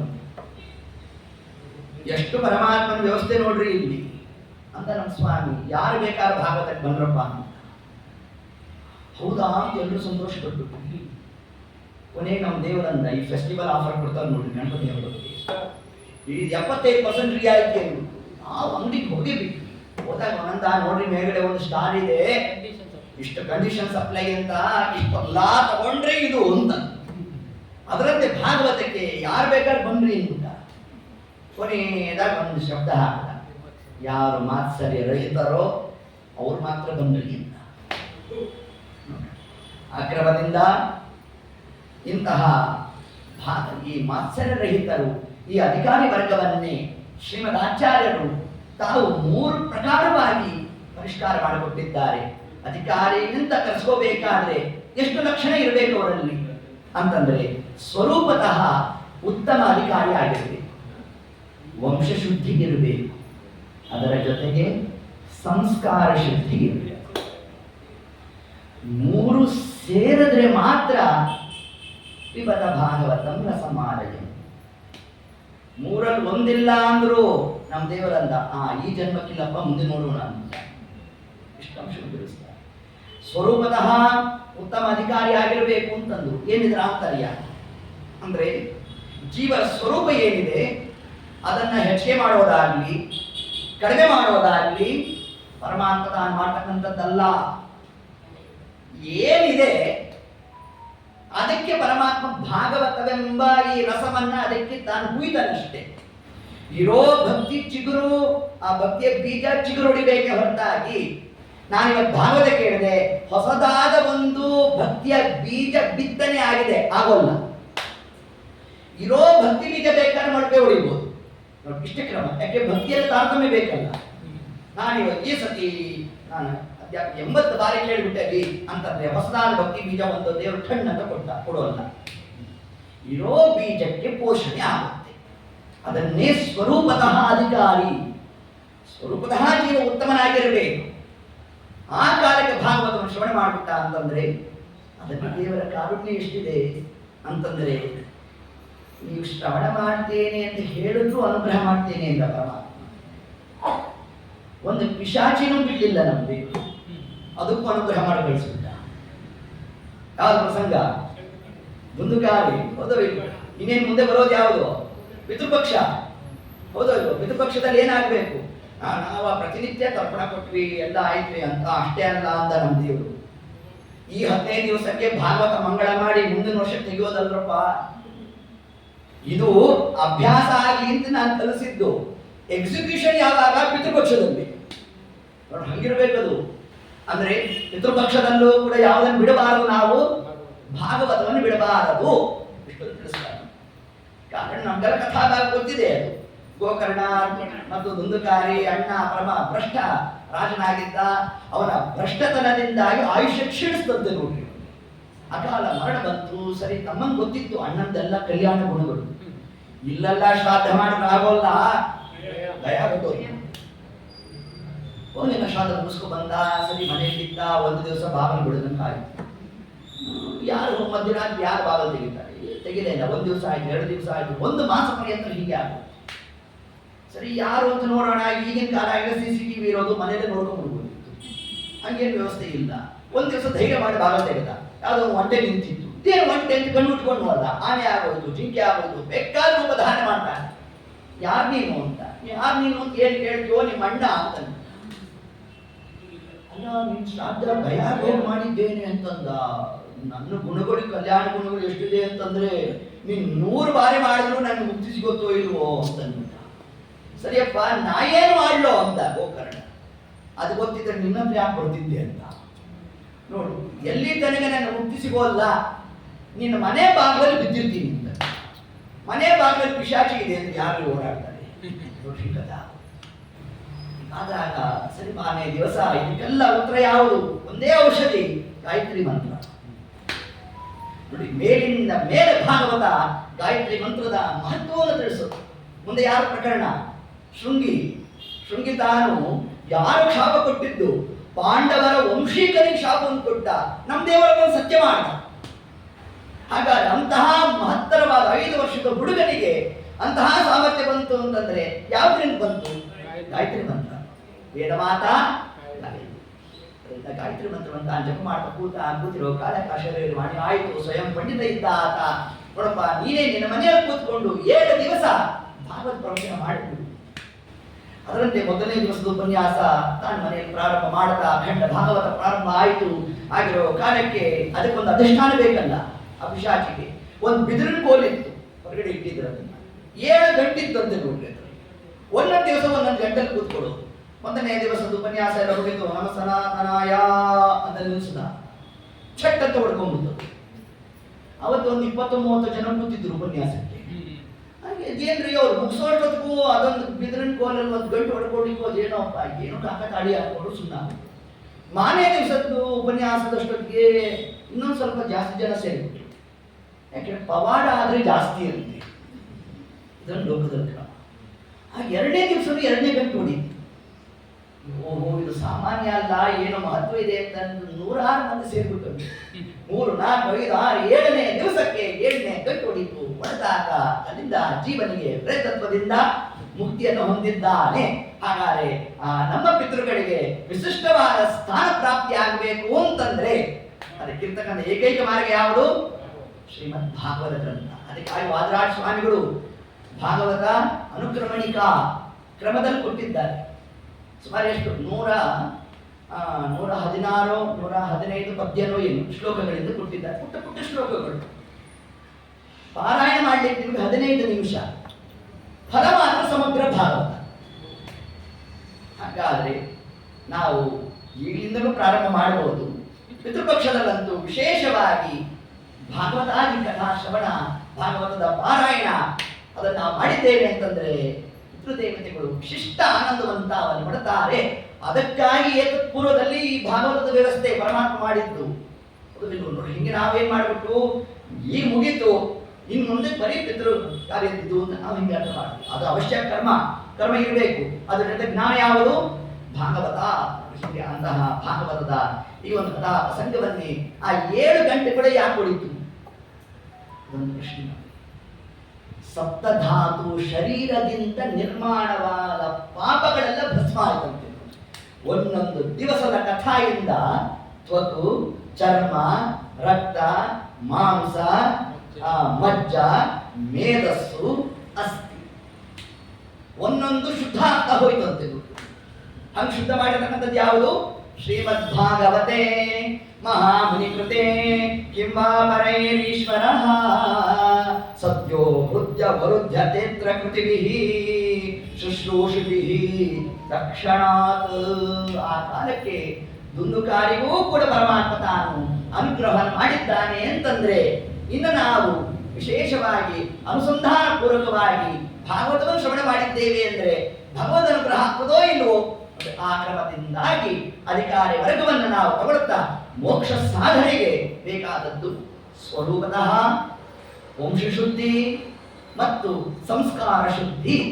ಈ 3ರ ಲಕ್ಷಣ ಯಾರನ್ನು ಕೂಡಿತು? ಪರೀಕ್ಷಿತ್ ಮಹಾರಾಜರು. ಎಂತಹ ವಂಶ,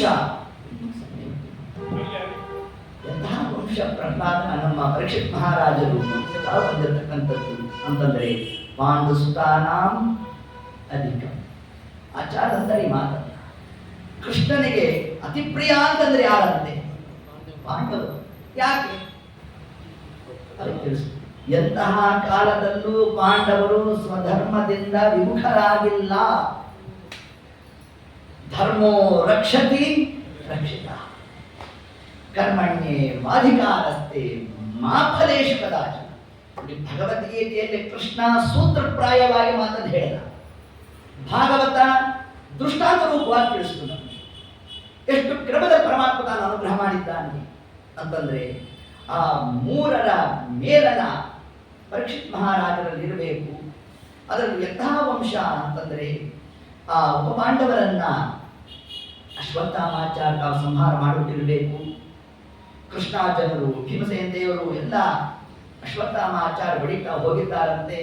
ಹೋದಂತಹ ಕಾಲಕ್ಕೆ ಅಶ್ವತ್ಥಾಮಾಚಾರ್ಯ ಏನ್ ಮಾಡಿದ್ರು? ತಾಲನ್ ಬ್ರಹ್ಮಾಸ್ತ್ರ ಪ್ರಯೋಗ ಮಾಡಿದ್ರು. ಎಂತಹ ಬ್ರಹ್ಮಾಸ್ತ್ರ ಅಂದ್ರೆ 8 ದಿಕ್ಕಿನಲ್ಲೂ ಅದರ ಜ್ವಾಲ ವ್ಯಾಪಕವಾಗಿ ಬಂದ್ಬಿಡ್ತದೆ. ಅರ್ಜುನ ಅಂದ, ಕೃಷ್ಣ ಯಾವುದು ಇದು ಅಸ್ತ್ರ ಅಂತ, ನಿನಗಿದ ಪರಿಚಯ ಇಲ್ಲ ಬಿಡು ಅಂದ ಕೃಷ್ಣ. ಅಲ್ಲೂ ನಾನು ಅವನು ಇಬ್ರು ಒಂದೇ ಯೂನಿವರ್ಸಿಟಿ ಅಂತ ದ್ರೋಣಾಚಾರ್ಯ ಹತ್ರ ಓದಿದ್ದು. ಅಂದ್ರೆ ಆಗ ಕೃಷ್ಣ ಅನ್ನಂತೆ ರಹಸ್ಯವಾಗಿ ಉಪದೇಶ ಆಗಿದೆ ಅಂತ. ಅದಕ್ಕೆ ನಮ್ಮಲ್ಲಿ ಒಂದು ನಾನುಡಿನೇ ಹೊರಟು, ಮಗನ ಜೊತೆ ಪಾಠ ಕೂತ್ಕೋಬೇಕಂತೆ, ರಹಸ್ಯವಾದ ವಿಷಯಗಳು ಬರುತ್ತಂತೆ. ಅಳಿಯನ ಜೊತೆ ಊಟ ಕೂತ್ಕೋಬೇಕಂತೆ, ಉಪಚಾರ ಜಾಸ್ತಿ ಆಗುತ್ತಂತೆ. ಯಾಕೆ ಭಕ್ತಿ ಭೇದ ಆಗಬಾರದು ಅಂತ ಅಳಿಯನ ಜೊತೆ ಗೆಳೆಯ, ಅವನಿಗೂ ಒಳ್ಳೆ ಉಪಚಾರ. ಅದರಂತೆ ಇಲ್ಲಿ ದ್ರೋಣಾಚಾರ್ಯರು ಅಶ್ವತ್ಥಾಮಾಚಾರ್ಯ ರಹಸ್ಯವಾಗಿ ಅನೇಕ ತಾವು ಮಂತ್ರವನ್ನು ಉಪದೇಶ ಮಾಡಿಬಿಟ್ಟಿದ್ರು. ಆಗ ಅರ್ಜುನ ಕೇಳಿದ, ಕೃಷ್ಣ ನನ್ನ ಗತಿ ಏನು ಅಂತ, ನೀನು ಬ್ರಹ್ಮಾಸ್ತ್ರ ಪ್ರಯೋಗ ಮಾಡುವುದು. 2 ಬ್ರಹ್ಮಾಸ್ತ್ರ ಸರಸ್ವತಿ ನದಿ ತೀರದಲ್ಲಿ 2 ಘರ್ಷಣೆ ಆಗಬೇಕು. ಆಗ ಮಧ್ಯದಲ್ಲಿ ನಿಂತವ್ರು ಯಾರು? ವೇದವ್ಯಾಸದೇವರು ನಿಂತಾಗ ಅಂದ್ರು, ಏನ್ ಮಾಡ್ತಿದ್ದೀರಪ್ಪ, ನಾವೆಲ್ಲೋ ಒಂದು ನದಿ ತೀರದಲ್ಲಿ ಕೂತ್ಕೊಂಡು ಪಾಠ ಪ್ರವಚನ ಮಾಡಿಕೊಂಡಿದ್ರೆ ಇಲ್ಲೂ ನೀವು ಬಾಣ ಪ್ರಯೋಗ ಮಾಡ್ತಾ ಇದ್ರಿ, ಏನ್ ಕಥಾ ಅಂತ ಸ್ವಾಮಿ. ಅಷ್ಟು ಮಾತ್ರ ಅಲ್ಲ, 2 ಬ್ರಹ್ಮಾಸ್ತ್ರಗಳ ಘರ್ಷಣೆ ಆಯಿತು ಅಂತಂದ್ರೆ ಬ್ರಹ್ಮಾಂಡ ಸ್ಫೋಟ ಆಗ್ತದೋ, ಉಪಸಂಹಾರ ಮಾಡ್ರಿ ಅಂತ ನಮ್ಮ ಸ್ವಾಮಿ ಆ ಕಾಲ. ಅರ್ಜುನ ಉಪಸಂಹಾರ ಮಾಡಿಬಿಟ್ಟ, ಅಶ್ವತ್ಥಾಮಾಚಾರ್ಯರು ಮಾಡ್ಲಿಕ್ಕಾಗಿಲ್ಲ. ಅವಪ್ರಯೋಗ ಮಾಡಿದ್ದು ಅರ್ಜುನನೇ ಉಪಸಂಹಾರ ಮಾಡಿದಂತೆ. ಅದ್ಯಾಪಿ ಕ್ರಮ ಏನು? ಯಾರು ಬ್ರಹ್ಮಚಾರಿಗಳೋ ಅವರು ಉಪಸಂಹಾರ ಮಾಡಬೇಕು ಅಂತ. ಅಶ್ವತ್ಥಾಮಾಚಾರ್ಯ ಬ್ರಹ್ಮಚಾರಿಗಳು ಅರ್ಜುನ, ಅಶ್ವತ್ಥಾಮಾಚಾರ್ಯ ಆದ್ರೆ ಅರ್ಜುನ ಮಾಡ. ಇದೇ ಕ್ರಮ ಅಂತಂದ್ರೆ ಗೃಹಸ್ಥಾಶ್ರಮವನ್ನು ಪ್ರವೇಶ ಮಾಡಿದ ಮೇಲೂ ಅಹಿತವಾದ ದಿವಸದಲ್ಲಿ, ಅರ್ಥಾತ್ ಗ್ರಹಣಾದ ದಿವಸ, ಸಂಕ್ರಮಣ ಮತ್ತು ವ್ಯತಿಪಾತ ಮೊದಲಾದಂತಹ ದಿವಸದಲ್ಲಿ ಗೃಹಸ್ಥನಾದವನು ಬ್ರಹ್ಮಚಾರಿ ಅಂತ ತಾನು ವರ್ತನೆ ಮಾಡಬೇಕು. ಹಂಗೆ ಮಾಡಿದ್ದ ಅಂತಂದ್ರೆ ಅವನು ಗೃಹಸ್ಥಾಶ್ರಮದಲ್ಲಿದ್ದರೂ ಕೂಡ ಬ್ರಹ್ಮಚರ್ಯ ಉಳಿಯುತ್ತಂತೆ. ಈ ಎಲ್ಲಾ ಧರ್ಮವನ್ನು ಕೂಡ ಅರ್ಜುನ ತಾನು ಪರಿಪಾಲನೆ ಮಾಡಿದ್ದ. ಅಶ್ವತ್ಥಾಮಾಚಾರ್ಯರು ಮಾನಸಿಕವಾಗಿ ಬ್ರಹ್ಮಚರ್ಯ, ಕಾಯಕವಾಗಿ ಅಲ್ಲ, ಮಾನಸಿಕವಾಗಿ ಮಾತ್ರ ನಶಿಸಿ ಹೋಯ್ತಂತೆ. ದುರ್ಯೋಧನಿಗೆ ಮಾತು ಕೊಟ್ಟಂತೆ ಅಷ್ಟೇ ನೋಡಿ. ಆ ಮಾತು ಕೊಡೋಷ್ಟು ಮನೋವಿಕಾರ ಯಾಕಾಯ್ತು ಅಂದ್ರೆ ಮನಸ್ಸಿನ ವಿಕಾರಕ್ಕೂ ಆಹಾರಕ್ಕೂ ಅವಿನಾಭಾವ ಸಂಬಂಧ. ಹಾಗಾದರೆ ಕಂಡು ಕೂಡಗಳನ್ನು ತಿಂದು ಒಡಗರೆಯಬೇಡ ಅಂತ ದಾಸರಾಯ ಹೇಳಿದ್ದು ಭಾಗವತ ಧರ್ಮ. ಇದೇ ಭಾಗವತ ಧರ್ಮ ಅಂದರೆ ಯಾವುದು? ಎಲ್ಲಿ ಏನು ಸಿಗುತ್ತೋ ಅದನ್ನು ತಿಂತಾ ಇರೋದು ಸರ್ವಥಾ ಸಾಧಕರ ಲಕ್ಷಣ ಅಲ್ಲ. ಅದರಿಂದ ಅಶ್ವತ್ಥಾಮಾಚಾರ್ಯರು ಏತತ್ ಕಾಲಕ್ಕೆ ಅವರಲ್ಲಿದ್ದಂತಹ ಬ್ರಹ್ಮಚರ್ಯವನ್ನು ತಾವು ಕಳ್ಕೊಂಡಿದ್ದಾರೆ. ಇಷ್ಟೊತ್ತಿಗೆ ಅವರನ್ನು ಕರ್ಕೊಂಡು ಬರಬೇಕು. ಈ ಒಂದು ಪ್ರಸಂಗದಿಂದ ಏನಂತ ತಿಳಿಸೋದು ನಮಗೆ? 2 ಬ್ರಹ್ಮಾಸ್ತ್ರಗಳು ಘರ್ಷಣೆ ಆಗುವುದು, ಮಧ್ಯದಲ್ಲಿ ವ್ಯಾಸರು ನಿಂತರು, ವ್ಯಾಸರು ಅದನ್ನ ಅರ್ಜುನನ ದ್ವಾರ ಉಪಸಂಹಾರ ಮಾಡಿಸೋದು. ಏನರ್ಥ ಇದರಿಂದ ಅಂದ್ರೆ 2 ಬ್ರಹ್ಮಾಸ್ತ್ರಗಳು ಅಂದ್ರೆ ಬ್ರಹ್ಮವಿದ್ಯಾ, ಬ್ರಹ್ಮವಿದ್ಯಾ ಅಂದ್ರೆ ವೇದಗಳು. 2 ವೇದಗಳು ಘರ್ಷಣೆ ಆದಂತೆ ತೋರಿದಾಗ ಅದಕ್ಕೆ ಮಧ್ಯದಲ್ಲಿ ನಿಂತು ಉಪಶಮನವನ್ನ ಮಾಡಿದ್ದೇ ವ್ಯಾಸರು. ಹಾಗೆ ವೇದಗಳು ಪರಸ್ಪರ ವಿರೋಧವನ್ನು ತೋರುತ್ತಂತೆ. ಮೇಲ್ನೋಟ ಯಾವ ಕ್ರಮದಲ್ಲಿ ವಿರೋಧ? ಒಂದು ಕಡೆ ಏಕೋ ನಾರಾಯಣ ಅಂತ ಹೇಳ್ತು, ಇನ್ನೊಂದು ಕಡೆ ಏಕೋ ರುದ್ರ ಅಂತ. ಈಗ ಇದು ಸತ್ಯನೋ ಇದು ಸತ್ಯನೋ ವೇದದ ಮಾತಿಗೆ ಘರ್ಷಣೆ ಆಯಿತು. ಆ ಘರ್ಷಣೆ ಆದಾಗ ಅದನ್ನು ಉಪಸಂಹಾರ ಮಾಡಿದ್ಯಾರು? ವ್ಯಾಸರು ಮಾಡಿದಂತೆ. ಹೇಗೆ ಮಾಡಿದ್ರು? ಬ್ರಹ್ಮಸೂತ್ರಗಳನ್ನು ಕೊಟ್ಟರು. ಆ ಬ್ರಹ್ಮಸೂತ್ರಗಳಿಂದಾಗಿ ಬ್ರಹ್ಮವಿದ್ಯೆಯಲ್ಲಿದ್ದಂತಹ ಜಿಜ್ಞಾಸವನ್ನ ಹೇಗೆ ಪರಿಹಾರ ಮಾಡಿದ್ರು. ಇನ್ನು ಅದನ್ನು ಅರ್ಜುನ ತಾನು ಉಪಸಂಹಾರ ಮಾಡಿದ ಅಂದ್ರೆ ಏನರ್ಥ ಅಂದ್ರೆ ಮುಂದೆ ಈ ಅರ್ಜುನನೇ ಟೀಕಾಕೃತ್ಪಾದರಾಗಿ ಬರ್ತಾರೆ. ಬಂದಾಗ ಆಚಾರ್ಯರ ಗ್ರಂಥವಾದ ಅನುವ್ಯಾಖ್ಯಾನಕ್ಕೆ ಶ್ರೀಮನ್ ನ್ಯಾಯಸುಧಾ ಅನ್ನೋ ಗ್ರಂಥವನ್ನ ಅರ್ಜುನ ಮುಂದೆ ನೀನೇ ಬರಿಬೇಕು ಅಂತ ಅಂದೇ ವ್ಯಾಸರು ಅನುಗ್ರಹ ಮಾಡಿದ್ರು. ಹೀಗೆ ಒಂದೊಂದು ಪ್ರಕರಣದಿಂದಲೂ ಕೂಡ ಆ ಭಗವತ್ಪರವಾದಂತಹ ಚಿಂತನಾದಿಗಳನ್ನು ನಾವು ನಡೆಸಲಿಕ್ಕೆ ಅವಕಾಶ ಉಂಟು ಅಂತ ಹೇಳಿದ. ಒಂದೊಂದು ಹೆಜ್ಜೆಗೂ ಭಾಗವತ ಧರ್ಮ. ಏತತ್ ಕಾಲಕ್ಕೆ ಧರ ಧರ ಧರ ಧರ ಧರ ಅಂತ ಹೇಳ್ಕೊಂಡ್ ಬರ್ತಾ ಇದ್ದಾರಂತೆ. ಯಾರನ್ನ? ಅಶ್ವತ್ಥಾಮಾಚಾರ್ಯರನ್ನ ಹೇಳ್ಕೊಂಡ್ಬಂದ್ರೆ ದ್ರೌಪದಾದೇವಿ ಅಂದು ಮುಚ್ಚತಾಂ ಯೇಷಃ ಸ್ವಾಮಿ ಹಂಗೆ ಮಾಡಬೇಡಿ ಅಂತ. ಯೇಷ ಬ್ರಾಹ್ಮಣೋ ನಿತರಾಂ ಗುರು, ಸ್ವಾಮಿಯ ಗುರುಪುತ್ರ ಇದ್ದಾನು. ಬ್ರಾಹ್ಮಣೋ ಮಮ ದೇವತಾ, 7 ಶಬ್ದ ಹಾಕ್ಬಿಟ್ರು ನೋಡಿ ಯಾರು ದ್ರೌಪದಾದೇವಿ. ಹಂಗೆ ಮಾಡಬೇಡ್ರಿ ಸ್ವಾಮಿ. ಬ್ರಾಹ್ಮಣ ಮಮ ದೇವತಾ, ಸ್ವಾಮಿ ಭೂಸುರರು ಅದ್ಯಾಪಿ ವಿಶಿಷ್ಟವಾದ ಭಗವತ್ ಸನ್ನಿಧಾನ ಇದೆ. ಹಂಗೆ ಮಾಡಬೇಡಿ ಅಂತ. ಮಾ ರೋದಿರಸ್ಯ ಜನನಿ ಗೌತಮಿ ಪತಿದೇವತಾ ಯಥಾಹಂ ಮೃತವತ್ಸಾರ್ಥ. ನನಗೇನು ದುಃಖ ಆಗಿದೆ, ಆ ದುಃಖ ಆ ಗೌತಮಿ ಅದ್ಯಾವ್ಯ ಆಗಬಾರದು ಸ್ವಾಮಿ, ಅನುಗ್ರಹ ಮಾಡು ಅಂತ ತಾವಲ್ಲಿ ಮುಚ್ಚತ ಹಾಗೆ ಮಾಡಬೇಡಿ ಅಂತ ದ್ರೌಪದಾದೇವಿ. ಇದಕ್ಕೆ ವ್ಯತಿರಿಕ್ತವಾಗಿ ಭೀಮಸೇನ ದೇವರು ಅರ್ಜುನ ಏಷ ಆತತಾಯಿನ, ಆತತಾಯಿ ಇದ್ದಾನವನು ಕಡಿಯುವನನ್ನ ಅಂತಂದು ಭೀಮಸೇನ ದೇವರು. ಆತತಾಯಿ ಅಂತ ಯಾರನ್ನು ಕರೀತಾರೆ? 3 ವರ್ಗದವರನ್ನು ಆತತಾಯಿ ಅಂತ ಕರಿಬೇಕು. ಮನೆಗೆ ಕರೆದು ಅನ್ನದಲ್ಲಿ ವಿಷವನ್ನು ಹಾಕಿ ಯಾರು ಅವರನ್ನ ಮೃತರನ್ನಾಗಿ ಮಾಡ್ತಾರೋ ಅವರು ಆತತಾಯಿಗಳು. ಮಲಗಿದವರ ಮೇಲೆ ಅಸ್ತ್ರಶಸ್ತ್ರವನ್ನು ಯಾರು ಪ್ರಯೋಗ ಮಾಡ್ತಾರೋ ಅವರು ಆತತಾಯಿಗಳು. ಸುಳ್ಳು ಲೆಕ್ಕಪತ್ರವನ್ನು ಯಾರು ಬರೀತಾರೋ ಅವರು ಆತತಾಯಿ. ಇಂಥವರನ್ನ ವದಾರ್ಹರು. ಹಿಂಗೆ ಅರ್ಜುನನಿಗೆ ಜಿಜ್ಞಾಸ ಬಂದು, ದ್ರೌಪದಾದೇವಿ ಭಾಗವತ ಧರ್ಮವನ್ನು ಪ್ರತಿಪಾದನೆ ಮಾಡ್ತಾ ಇದ್ದಾರೋ ಅರ್ಜುನ ಮಾಡ್ತಾ, ಯಾರು ನಮ್ಮ ಭೀಮಸೇನ ದೇವರು ಮಾಡ್ತಾ ಇದ್ದಾರೆ ನೋಡಿ. ಅರ್ಜುನನಿಗೆ ಈ ಜಿಜ್ಞಾಸ ಬಂತು.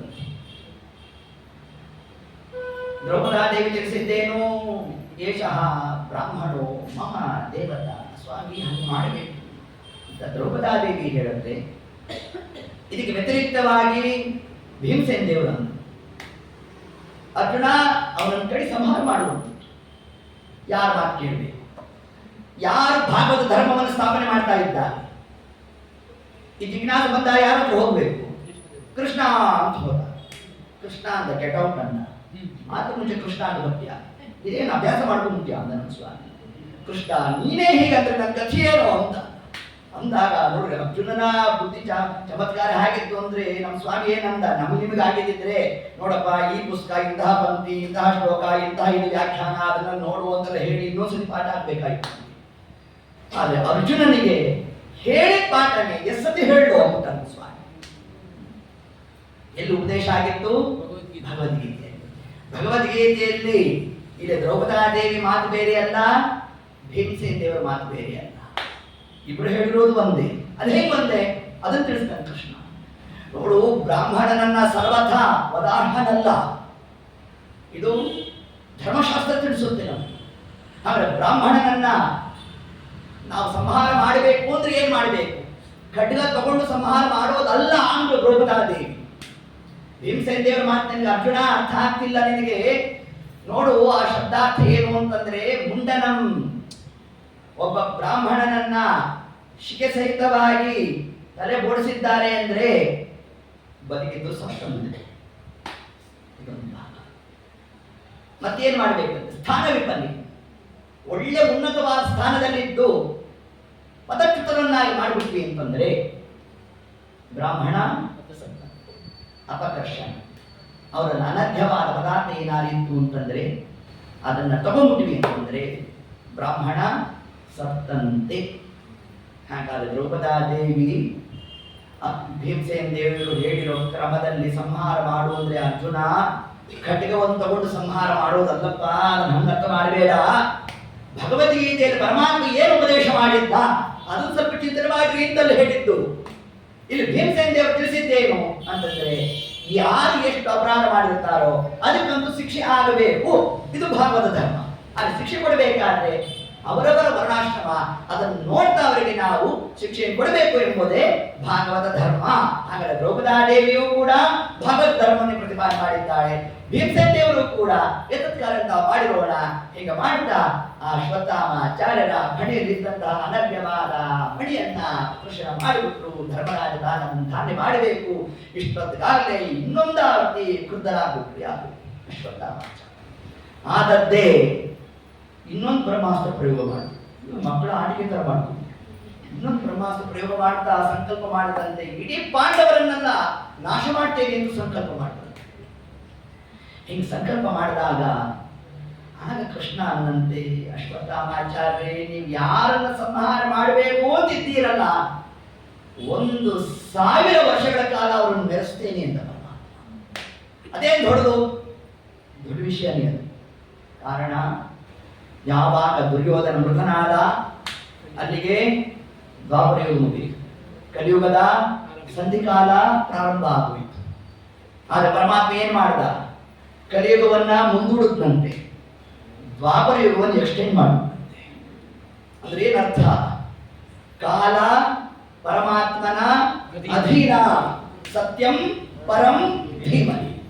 ಪರಮಾತ್ಮ ಲೋಕ ವಿಲಕ್ಷಣ, ಸರ್ವೋತ್ಕೃಷ್ಟ. ಹೇಗೆ ನಿಮ್ಮ ದೇವರು ಅಂತ ಕೇಳಿದ್ರೆ, ಬ್ರಹ್ಮಾದಿ ದೇವತೆಗಳು ಕೂಡ ಕಾಲಕ್ಕೆ ಬದ್ಧರು. ಹೇಗೆ ಕಾಲಕ್ಕೆ ಬದ್ಧರು? 3 ವರ್ಷ ಆಯಿತು ಅಂದ್ರೆ ದೇಹ ಬಿಡಬೇಕು, ಹೊರಡ್ತಾ ಇರಬೇಕು, ಈಗಿನ ಬ್ರಹ್ಮದೇವರು. ಆದರೆ ಕಾಲ ಪರಮಾತ್ಮನ ಅಧೀನ. ಕಾಲಾಂತರ್ಗತ ಕಾಲ ನಿಯಾಮಕ ಕಾಲಾತೀತ ತ್ರಿಕಾಲಜ್ಞ ಕಾಲ ಪ್ರವರ್ತಕ ಕಾಲ ನಿವರ್ತಕ ಕಾಲೋತ್ಪಾದಕ ಕಾಲ ಮೂರ್ತಿ ತವ ದಾಸೋಹಂ ತವ ದಾಸೋಹಂ ತವ ದಾಸೋಹಂ ತವ ದಾಸ ಅಹಂ. ಸ್ವಾಮಿ, ನಾವು ನಿನ್ನ ದಾಸರು.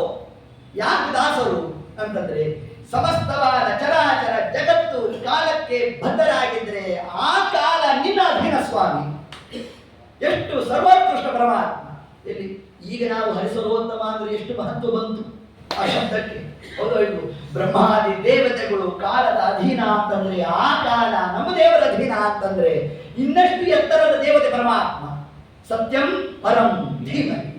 ಆ ಒಂದು ಶಬ್ದ ಇಡೀ ಭಾಗವತ ಗ್ರಂಥವನ್ನು ನಿರ್ವಚನ ಮಾಡ್ತಕ್ಕಂಥದ್ದು. ಹೀಗೆ ಆ ಕ್ರಮದಿಂದ ಪರಮಾತ್ಮ ತಾನು ಪಾಂಡವರನ್ನ ಅಲ್ಲಿ ಅನುಗ್ರಹ ಮಾಡಿದ್ದು ದೇವರ ಕಾರುಣ್ಯ. ಹೆಂಗ ಅನುಗ್ರಹ ಮಾಡಿದ? ಪರಮಾತ್ಮನ ಪಾರಮ್ಯ. ನೋಡಿ, ಒಂದು ವಿಷಯ ಎಷ್ಟು ವಿಷಯ ಬಾಹುಲ್ಯವನ್ನು ತಾನು ತೆರೆಕೊಳ್ತಾ ಹೋಗ್ತಿರ್ತಕ್ಕಂಥದ್ದು ಏನಿದೆ, ಅದೇ ಶ್ರೀಮದ್ ಭಾಗವತ ಗ್ರಂಥದ ಒಂದು ಹಿರಿಮೆ ಗರಿಮೆ ಅನ್ನೋ ಒಂದು ಅಂಶವನ್ನು ನಾವು ನೀವು ಚಿಂತನೆಯನ್ನು ಮಾಡ್ತಾ, ಹಾಗಾಗಿ ಇಂತಹ ಯಾಕೆ ಈ ವಿಷಯ ಬಂತಿಲ್ಲಿ? ವಂಶಶುದ್ಧಿ. ಯಾರ ವಂಶದಲ್ಲಿ ಬಂದಿದ್ದಾರೆ? ಪರೀಕ್ಷಿತ್ ಮಹಾರಾಜರು, ಪಾಂಡವರ ವಂಶ. ಪಾಂಡವರ ವಂಶ ಇದ್ದದ್ದು. ದ್ರೌಪದಾದೇವಿ ತಾನೆಲ್ಲ ಭಾಗವತ ಧರ್ಮವನ್ನು ತಿಳಿಸ್ತಾ ಇರಬೇಕು. ಭೀಮಸೇನ ದೇವರು ತಾವು ಒಂದು ವಿಶಿಷ್ಟವಾದ ಕ್ರಮವನ್ನು ಮಾಡಿರಬೇಕು. ಇನ್ನು ಕೃಷ್ಣನ ವಿಶಿಷ್ಟವಾದ ಸಖನಾಗಿ ಅರ್ಜುನ ತಾನಲ್ಲಿರಬೇಕು. ಇಂತಹ ವಂಶದಲ್ಲಿ ಬಂದಿರತಕ್ಕಂಥವರು ಯಾರು? ನಮ್ಮ ಪರೀಕ್ಷಿತ್ ಮಹಾರಾಜರು. ಇಷ್ಟಕ್ಕೆ ನಿಲ್ಲಿಸೋಣ ಅಂದ್ರೆ ತಲೆಮಾರು ತಗೋಬೇಕು ಅಂತ ಆತ ಮುಂದೆ ಆ ಪರೀಕ್ಷಿತ್ ಮಹಾರಾಜರಿಗೆ ಅದ್ಯಾಪಿ ಕುಂತಿದೇವಿ ತಾನೇನು ಸ್ತೋತ್ರವನ್ನು ಮಾಡಿದ್ದಾಳೆ, ಕುಂತಿದೇವಿ ಸ್ತೋತ್ರ ಕ್ರಮ ಏನು, ಆ ಎಲ್ಲ ಅಂಶವನ್ನು ಕೂಡ ನಮಗೆ ಹೇಳ್ತಾ, ಇನ್ನು ಮುಂದೆ ಧರ್ಮರಾಜನಿಗೆ ಕೃಷ್ಣ ತಾನು ಅನುಗ್ರಹವನ್ನು ಮಾಡಿಸಿರ್ತಕ್ಕಂಥದ್ದು, ಆ ಎಲ್ಲ ವಿಷಯವನ್ನು ತಗೊಳ್ತಾ ಎಂತಹ ವಂಶದಲ್ಲಿ ಪರೀಕ್ಷಿತ್ ಮಹಾರಾಜ ತಾ ಬಂದಿದ್ದಾರೆ ಅದರ ಚಿಂತನಾದಿಗಳನ್ನು ನಡೆಸ್ತಾ ಸಂಸ್ಕಾರ ಶುದ್ಧಿ. ಸಂಸ್ಕಾರ ಶುದ್ಧಿ ಅಂತಂದ್ರೆ ಮಗು ಹುಟ್ಟಿದ ಮೇಲೆ ಆಮೇಲೆ 8 ವರ್ಷನೋ, ಇವಾಗ ಅದು ಅಲ್ಲ, 25-28ಗೆ ಉಪನಯನ. ಹೌದು, 8 ಕಾಲವೂ ಉಪನಯನ ಆಗಿರುತ್ತೆ. ಪ್ರವರ ಗೊತ್ತಿಲ್ಲ, ಗೋತ್ರ ಗೊತ್ತಿಲ್ಲ. ಮಗುಗಲ್ಲ, ಅಪ್ಪನಿಗೆ, ಅಪ್ಪನಿಗೂ ಅಲ್ಲ, ತಾತನಿಗೆ. ನಾವು ಕಣ್ಣಾರೆ ನೋಡಿರೋದು, ಒಂದ್ ಕಡೆ 2 ಕಡೆ ಅಲ್ಲ. ಪಾಪ ಯಾರೋ ಮುಂಚೆ ಮಾಡಿಸಿ ಕೆಲ ಕರೆದಿರ್ತಾರಲ್ಲ, ನಮ್ಮನ್ನ ಆಚಾರ ಬರಲಿ ಅಂತ ನಾವು ಹೋದ. ಆ ಕಾಲಕ್ಕೆ ಆ ಗೋತ್ರ ಎಲ್ಲ ಹೇಳಿಸ್ಬೇಕಾದ್ರೆ ಅವ್ರದ್ದು ಯಾವುದೋ ಒಂದು ಗೋತ್ರ ಇತ್ತು. ಅದೇ ಸಾಮಾನ್ಯವಾಗಿರೋದಿದ್ರೆ ನಾವು ಹಂಗೂ ಹಿಂಗೂ ಹೇಳ್ಬಿಡ್ಬೋದು ಅದನ್ನ. ಇವ್ರದ್ದು ಯಾವುದೋ ಗೋತ್ರ ಇತ್ತು, ಅದ್ಯಾಕೆ ಗೊತ್ತಿಲ್ಲ. ಸರಿ, ಆ ತಂದೆಯನ್ನು ಕೇಳಿದ್ರು, ನಿಮ್ದು ಪ್ರವರ ಹೇಳ್ರಪ್ಪ ಅಂತ. ಪ್ರವರ ಇವರಾಗ ಗೊತ್ತಿಲ್ಲ ಆಚಾರ್ಯ ಅಂತ. ಸರಿ, ನಿಮ್ಮ ತಂದೆಯವರು ಇದ್ದಾರಲ್ಲ, ಗರೀರಿ ಇವ್ರನ್ನ. ಆ ತಂದೆ ಆ ತಾತ ಬಂದ. ತಾತ ಬಂದಿದ್ದೆ, ನಿಮ್ಮ ಪ್ರವರ ಹೇಳಿ ಅಂತಂದ. ಶಿವೇಶೋಮನೆ ಮಹೋತ್ಯ ಆದ್ಯ ಬ್ರಹ್ಮಣ ಅಂತ ಹೇಳಿ ಸಂಕಲ್ಪ ಪ್ರವರ ಅನ್ಕೊಂಡ್ಬಿಟ್ಟಿದ್ದಾರೆ. ಹಿಂಗಾದ್ರೆ ಎಲ್ಲಿಂದ ಧರ್ಮ ಉಳಿಬೇಕು? ಅದರಿಂದ ಆ ವಂಶಶುದ್ಧಿ ಬೇಕು. ಯಾವುದಕ್ಕೆ? ಸಂಸ್ಕಾರ ಬೇಕು ಅಂತಂದ್ರೆ ಎಲ್ಲಿಂದ ಸಂಸ್ಕಾರ ಜನ್ಯ ಆಗಬೇಕು? ಉದರದಲ್ಲಿ ಇರೋ ಕಾಲಕ್ಕೆ ಸಂಸ್ಕಾರ ಜನ್ಯ ಆಗಬೇಕಂತೆ. ಹಾಗಾದ್ರೆ ಪರೀಕ್ಷಿತ್ ಮಹಾರಾಜರಿಗೆ ಸಂಸ್ಕಾರ ಹೇಗೆ ಜನ್ಯ ಆಯಿತು ಅಂತಂದ್ರೆ ಪರಮಾತ್ಮ ಉದರವನ್ನು ಪ್ರವೇಶ ಮಾಡಿದ್ದ. ಉದರದಲ್ಲಿರೋ ಕಾಲಕ್ಕೆ ನನ್ನನ್ಯಾರು ರಕ್ಷಣೆ ಮಾಡ್ತಿರೋದು ಅಂತ ಪರೀಕ್ಷೆ ಮಾಡ್ತಂತೆ ನೋಡಿ ಆಗ್ತದೆ. ಹಾಗೆ ಎಂತಹ ಸಂಸ್ಕಾರ ಶುದ್ಧಿ ಬಂದಿರಬೇಡ ಅವರಿಗೆ.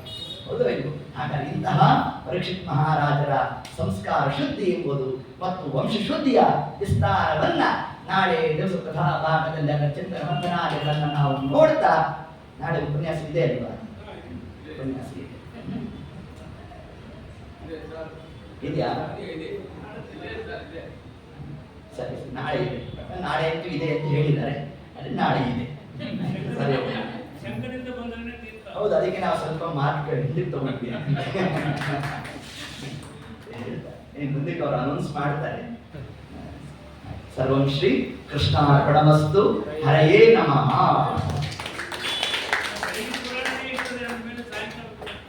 ಇಲ್ಲ, ಅವ್ರ ಪಾಲಿಸಿ ವರ್ಷ ಮುಂದೆ ಮಾಡಬೇಕು. ಪಾಲಿಸಿ